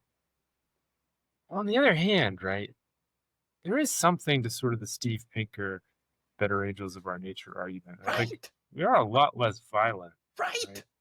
And so, like the opportunity, like there are just a lot fewer opportunities to engage in violence. Maybe not opportunities, but like it's just the psychological barrier to engaging in violence is just higher. And I wonder, Yeah. right, if you maybe it's something like if you live on a farm, right, you're used to killing stuff.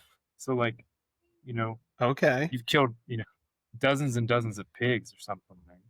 It's really not that big a step to kill a person Yeah. in addition to that.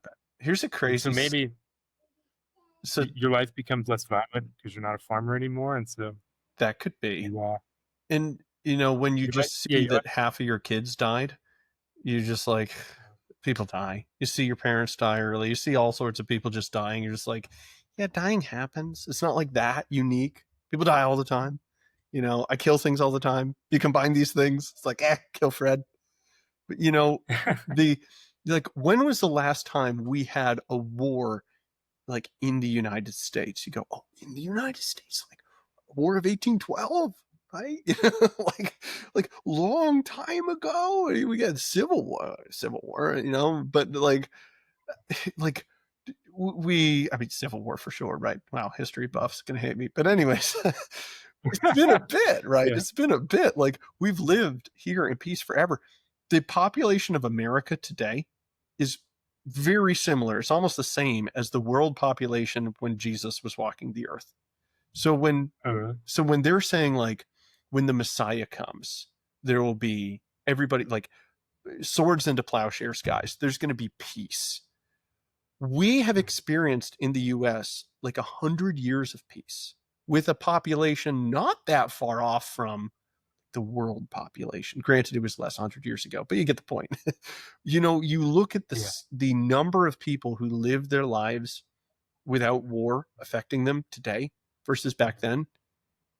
There was yeah, never a period of 100 years at the time of Christ where literally there was no war across the earth. The population of that today in the United States experiences no war in the United States today. That's wild. And I see this as like the kingdom come. I see Christendom as having transformed the world with wealth, with yeah. peace, with Yeah, these ideas. And a lot of people think of modernity and advancements technologically and advancements politically as just being like, that's secular, it's inevitable, and we don't care. And they never link it to like uh-huh. what like Jesus promised. And if you go back and read the rabbis and what they think would happen after the Messiah came, like they're right. Like unbelievable material abundance, secrets which have been held secret since the beginning of the world about the world are unveiled. Yes. Also, stuff like universally, they talk about how across the entire world, there will be knowledge of the Torah. What a weird thing to say. There's some Zoroastrianism dude who's like, trust me, everybody's going to be a Zoroaster in the future. Wrong. Cultural backwater Israel, tiny place way back in the day. They're like, no, we're sticking to this one. The entire world's going to know the Torah, like our religious books, like the scrolls over there. The whole world in the future for sure because of the Messiah. Fact check true. And that's just such a huge thing. Like all of our inventions, all of this stuff came from like ex-Christendom states, which are still influenced by the Messianic kingdom in the church. Influence. That's wild. And just one more. Science Christianity. Exactly. And all wisdom, all knowledge comes from God. So when we talk about, well, science is strictly secular, it's just not, even amongst secular people, because God's the cause of all truth. So with that in mind, I don't think people should be just less scared of technology. I mean, going back to like early Genesis, there's very misguided interpreters who look at like, they talk about Cain and how he built cities. He pioneers metallurgy. He creates all these, he like goes down this list of technologies and like they build all this stuff. It just lays it out. And then they're like, and he is bad. And then they forget that, dude, it's Moses writing this. You know what Israel's doing? Building cities, all the metallurgy, which it says the Spirit of God came upon those people to create the bronze, the gold, the silver, etc., with the help of God. They're doing like down the line what the city of Cain did for evil, but in their day, they're doing it for the sake of God. So I think we just, there's an anti-technological thing that doesn't recognize that all wisdom and knowledge comes from God and that the birth of modernity is out of Christendom. And it's kind of great. And we should be kind of optimistic. I think that the anti-technology stuff, it's a weird integration of Rousseau. Because Rousseau thinks that if you read his discourse on the origin of inequality, right, he says that sort of the origin of unhappiness is technology, and the origin of technology. What did I say? The origin of unhappiness is technology. Oh, it's the origin of unhappiness is inequality for Rousseau, and the origin of inequality is technology. Because once some people have technology, they can control other people. And there's this pining for sort of the old days where we were all out in nature. And see a lot of that among like sort of certain groups of more traditionalist Catholics, right? Which is like too bad because they don't read Rerum Novarum and Quadricio Annum, where it says that it's futile to fight against inequalities which come from, and it lists a bunch of categories, and in no way is this disadvantageous to have.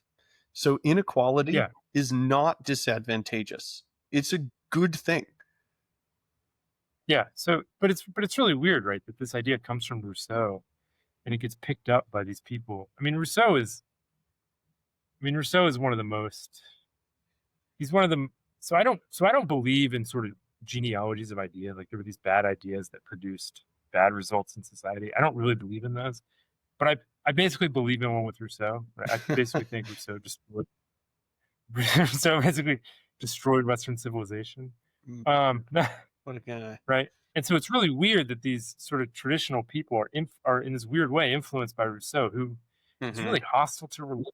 Right? He thinks religion is a way of like the wealthy keeping control of the poor and keeping them from sort of rebelling against their. I mean, he definitely influenced Marx. Bizarre, but yeah, I mean, I agree on the technology stuff. I think, but I do think we need to be careful to make sure we're the master of technology, not technology master, I guess. Definitely. But everybody agrees with that. You can read that in the Atlantic.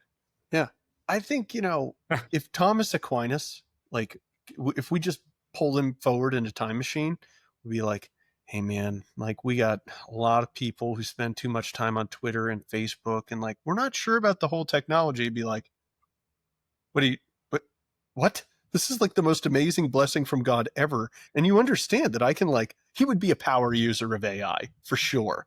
Productivity would go through the roof. Like he'd be searching out things all the time. He would make really good use of everything. He'd use things temperately and like he'd enjoy the abundance that comes from modernity without gluttony or anything else or imprudence, and he'd be freaking thrilled, right? Like you can't tell me that he'd be like, I'm gonna go Amish here on you. I'm gonna go Amish. There's a What? story about him. Have you heard that story about Albert the Great building an android, and then St. No, Thomas thinking it was a demon and smashing it? no. Okay, this is a Right? great counterpoint. It's a story. Yeah. Okay, I don't first know. off, Obviously Albert the that didn't Great. happen, right? Albert the Great is way more awesome than anybody realizes. I've read some Albert the Great. This guy is really cool, and a lot of the science he Yeah, does I is haven't super read through awesome. much. So he makes an. So explain. He makes an android. So, that's the whole story, right? Obviously that didn't happen. They didn't have the technology to build an android. Well, if they have the I don't know where that. automatic puppets with Aristotle, who's to say Yeah, that but they couldn't have made some really awesome automatic puppet and we just call it an android? maybe it's a version of the automatic puppet, right? It would be really nice if we knew what that was. Man, I It mean, would make my life much better. But there are things back in the day which you just forget that they have. And like my idea, just if I don't think hard enough, is that anybody before like 1930s was just one of the mud farmers you see in Monty Python sketches. But like the Romans have like, you go, wow, how did they build this? It's like cranes. They used cranes. What do you mean they had cranes? Well, they had human and animal powered cranes. They're made of metal and wood and gears and things and block it, and they just used a crane. That's the answer. How did they make this yeah, harbor? Well, they dredged the port. What? Yeah, they had dredging vessels, so they dredged the port. Then they poured concrete that can form underwater. How'd they make the forms? Well, they had diving bells. What? Yeah, they had diving bells and they have air at the top, and you drop the divers down and they I do haven't their heard of work that. to form everything underneath the water with the divers. And when the divers are done, you pour the concrete. It's like, yeah, I thought they were mud farming. I totally thought they were mud farming. Most people were, right? Most people were, but they did have select times where, man, it's technology is pretty wild. But Yeah. well, you have any closing thoughts? We should probably get this wrapped up. No, not really. I do think this is interesting. It's something I'm gonna try to spend more time on it. I will Um, say I'm I've coming away tried to from the switch gears. conversation thinking we shouldn't brush off people who think that AI can't possibly be conscious or rational quite so easily, because like the story that we're talking about, bringing somebody, a rational creature, putting forms on something, is a little bit more tricky than I think meets the eye. I don't know. Mhm. I'm Yeah, more swayed that this is possible than before. this is a big problem. So we have two historical pictures of what nature is like, right? The Aristotelian picture, um, which is that there are substances and they act, right? And they act in Mm-hmm. virtue of their substantial forms. And we have the atomist picture, which actually predates Aristotle and Empedocles and Democritus, and like goes up through. Descartes has a kind of a weird version of this. Plato is influenced by these people, right? But that one is kind of the dominant view right now, right? But the problem we have is that it looks like the world is both, right? It looks like, Yeah. right, there are substances and they do stuff, and we don't really understand how life and consciousness works, which is a big point in favor of sort of the Aristotelian view, Right. which I think is the more fundamentally right one, right? But Yep. also, the mathematical modeling that sort of Descartes invents, right? It works really, really well. I think It works amazingly, stunningly well. And so Richard Hassing has a paper about this, about how, he doesn't have an answer. He's just like, the world is more Cartesian than Aristotle and Aquinas would have thought. It's also more Aristotelian than Descartes would have thought. So I don't know I think it's what we like can do. it depends on what layer you're looking at. If you look at stuff bumping into each other in space, yeah, just mathematically model it, dude. If you come down to like a human being, you do see, wait a minute, he has intention, he has first person experience, he has qualia. Oh, Aristotle. Then you break down to parts and pieces. You can, I mean, biology and chemistry kind of is leaning anti-reductionist at the moment, but there's also pieces that you go, Right. well, we can model out X, Y, and Z. Then when you get down to Yeah. like atoms and stuff, you're like, we're back to Descartes. Then you go down into the atom and you find quantum stuff, and you're like, oh, Descartes is so gone. You guys are all so gone. Yeah. This is like Yeah, it's over. explicitly the things in potential, things in act, like Aristotle's revenge kind of stuff at the quantum level. So I think it depends on the layer. And when we talk about what the most fundamental layer is, and that's kind of what Aristotle talks about, I think he's right to say it's substance, because that is, we should focus on that, right? I think that's true. And that even if you do say we found something that we can mathematically model that it arrives at this end, we go, cool, it's a substance, which is acting as a substance to hit these ends. So we're still kind of focusing in on the substance. Mm-hmm. Mm-hmm.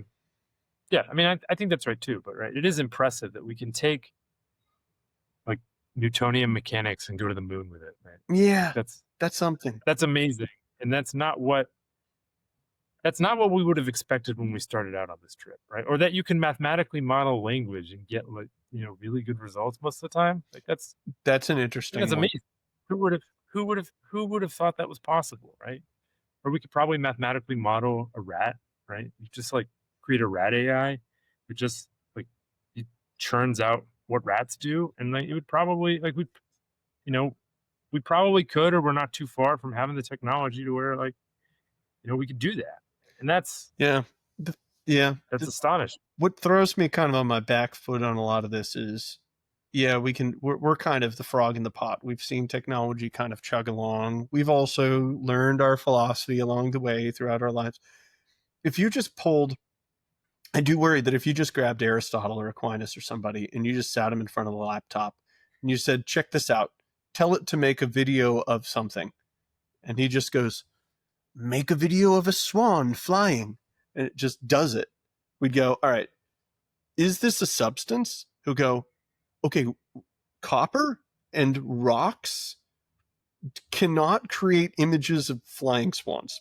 This is not something which is a power of rocks or whatever else. What else is going on? Well, there's a software that we have running on this whole thing, and it allows it to be able to do that. You go, oh, intuitively, I feel like they would be like, dude, this is a new and novel causal power, not reducible to its parts. You already named the formal thing which is going on, which is itself immaterial, directing the hardware. Whoa, you created a new substance in its computer.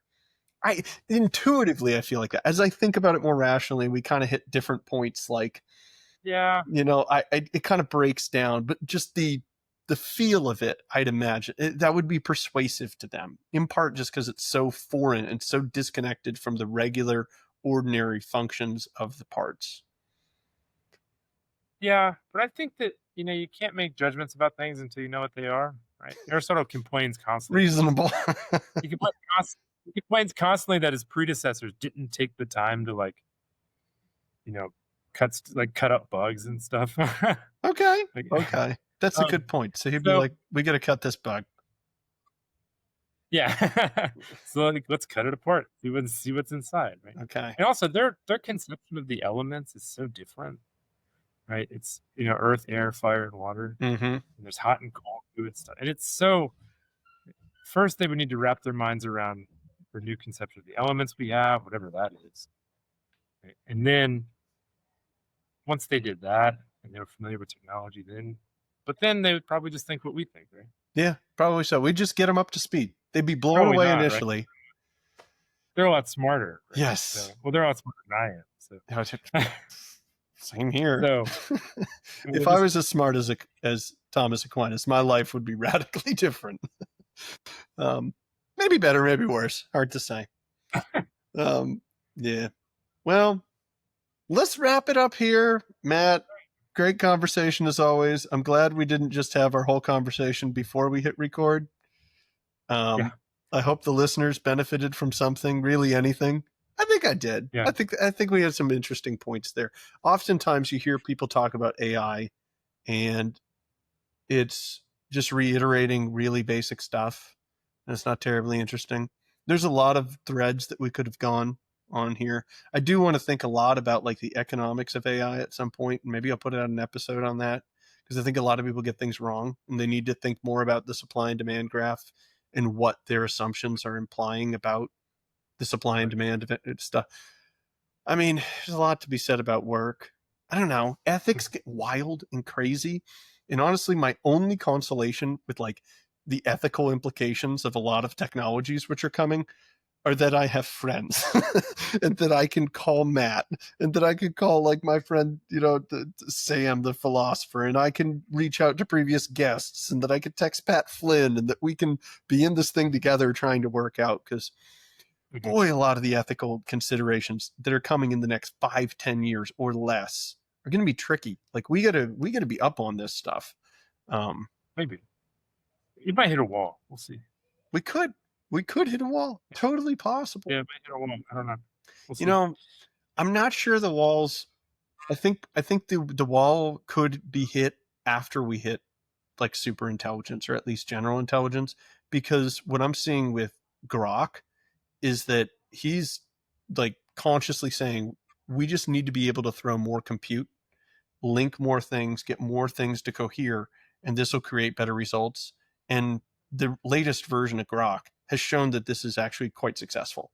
Like the Gemini guys over at Google are really consciously trying to solve problems and figure out like how do we think. That was kind of the start of it. Like it all started really at Google, well, kind of IBM, but I think like the most modern breakthroughs like the transformer was a Google thing. But like Grok is really just throw compute at this thing and just say yes, no, good, bad. And it's really, I don't see it tapering off that much. So I think we're going to crest general intelligence, maybe dip into the super intelligence before I think we hit a wall, just based on how effective compute Maybe. addition is. I don't know. Could be And off I base. don't know. I don't think that. Right. So the way those things tend to work is that there are marginal gains to be had, right? And as you get further and further out, the marginal gains are smaller and smaller. You just hit Yeah. eventually you just hit a point where your marginal gains are small. But I mean, it could be different. I have no idea.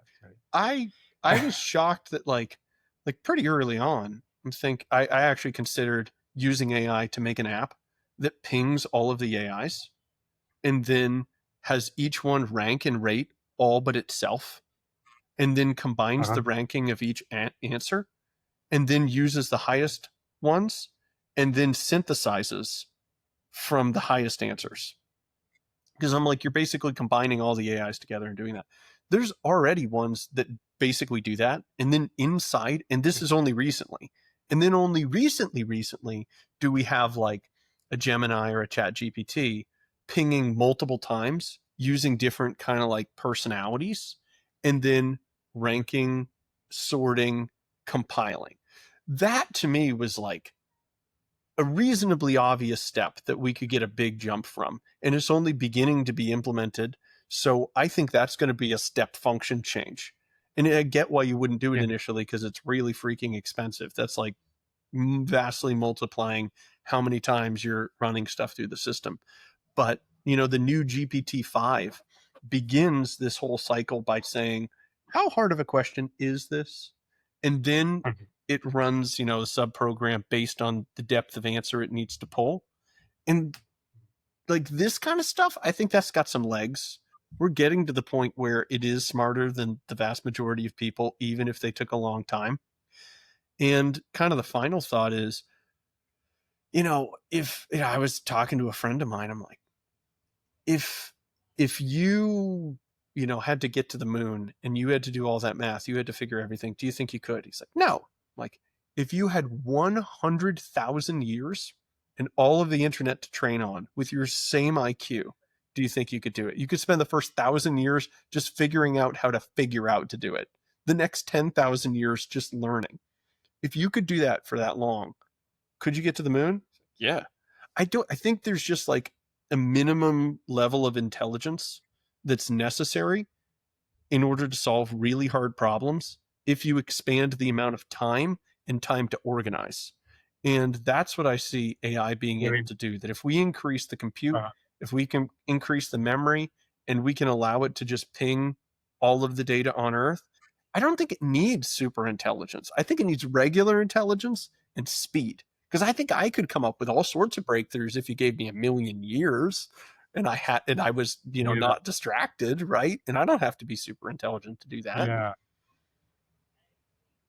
Yeah. I just wonder, is it cost prohibitive though? Yeah. Now, It's so probably expensive to do that. it's going to come down to the marginal cost of energy eventually, which Yeah. hopefully will decline through expansion of supply, technological change, less regulation. And there's certainly a political push to expand that.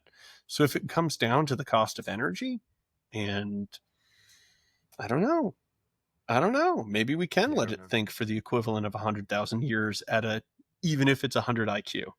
I think not that smart people can do amazing things with time and dedication. If you have a 90 IQ and you just get it, you think about like that girl that you knew in high school who like had all the like pencils that were different colors and markers, and she highlighted everything and she read everything, and she wasn't that naturally smart. Ours became the valedictorian. And it's like, Lauren? But she put in the work, There are a lot of people smarter than her, but she put in the work and she did everything. And that can, you're a high achieving person if you do that. Yeah. Yeah. All right. Let's wrap it up. Cool. All right, we're wrapping up now. Matt, we'll chat about All right. this later, I'm sure. Thanks so much. Sorry about all the technical difficulties, All right. but I hope that wasn't I hope that was helpful. yeah. Right. No, it was. Cool. All right. Well, talk to you later, man. Thanks. Yeah. Bye.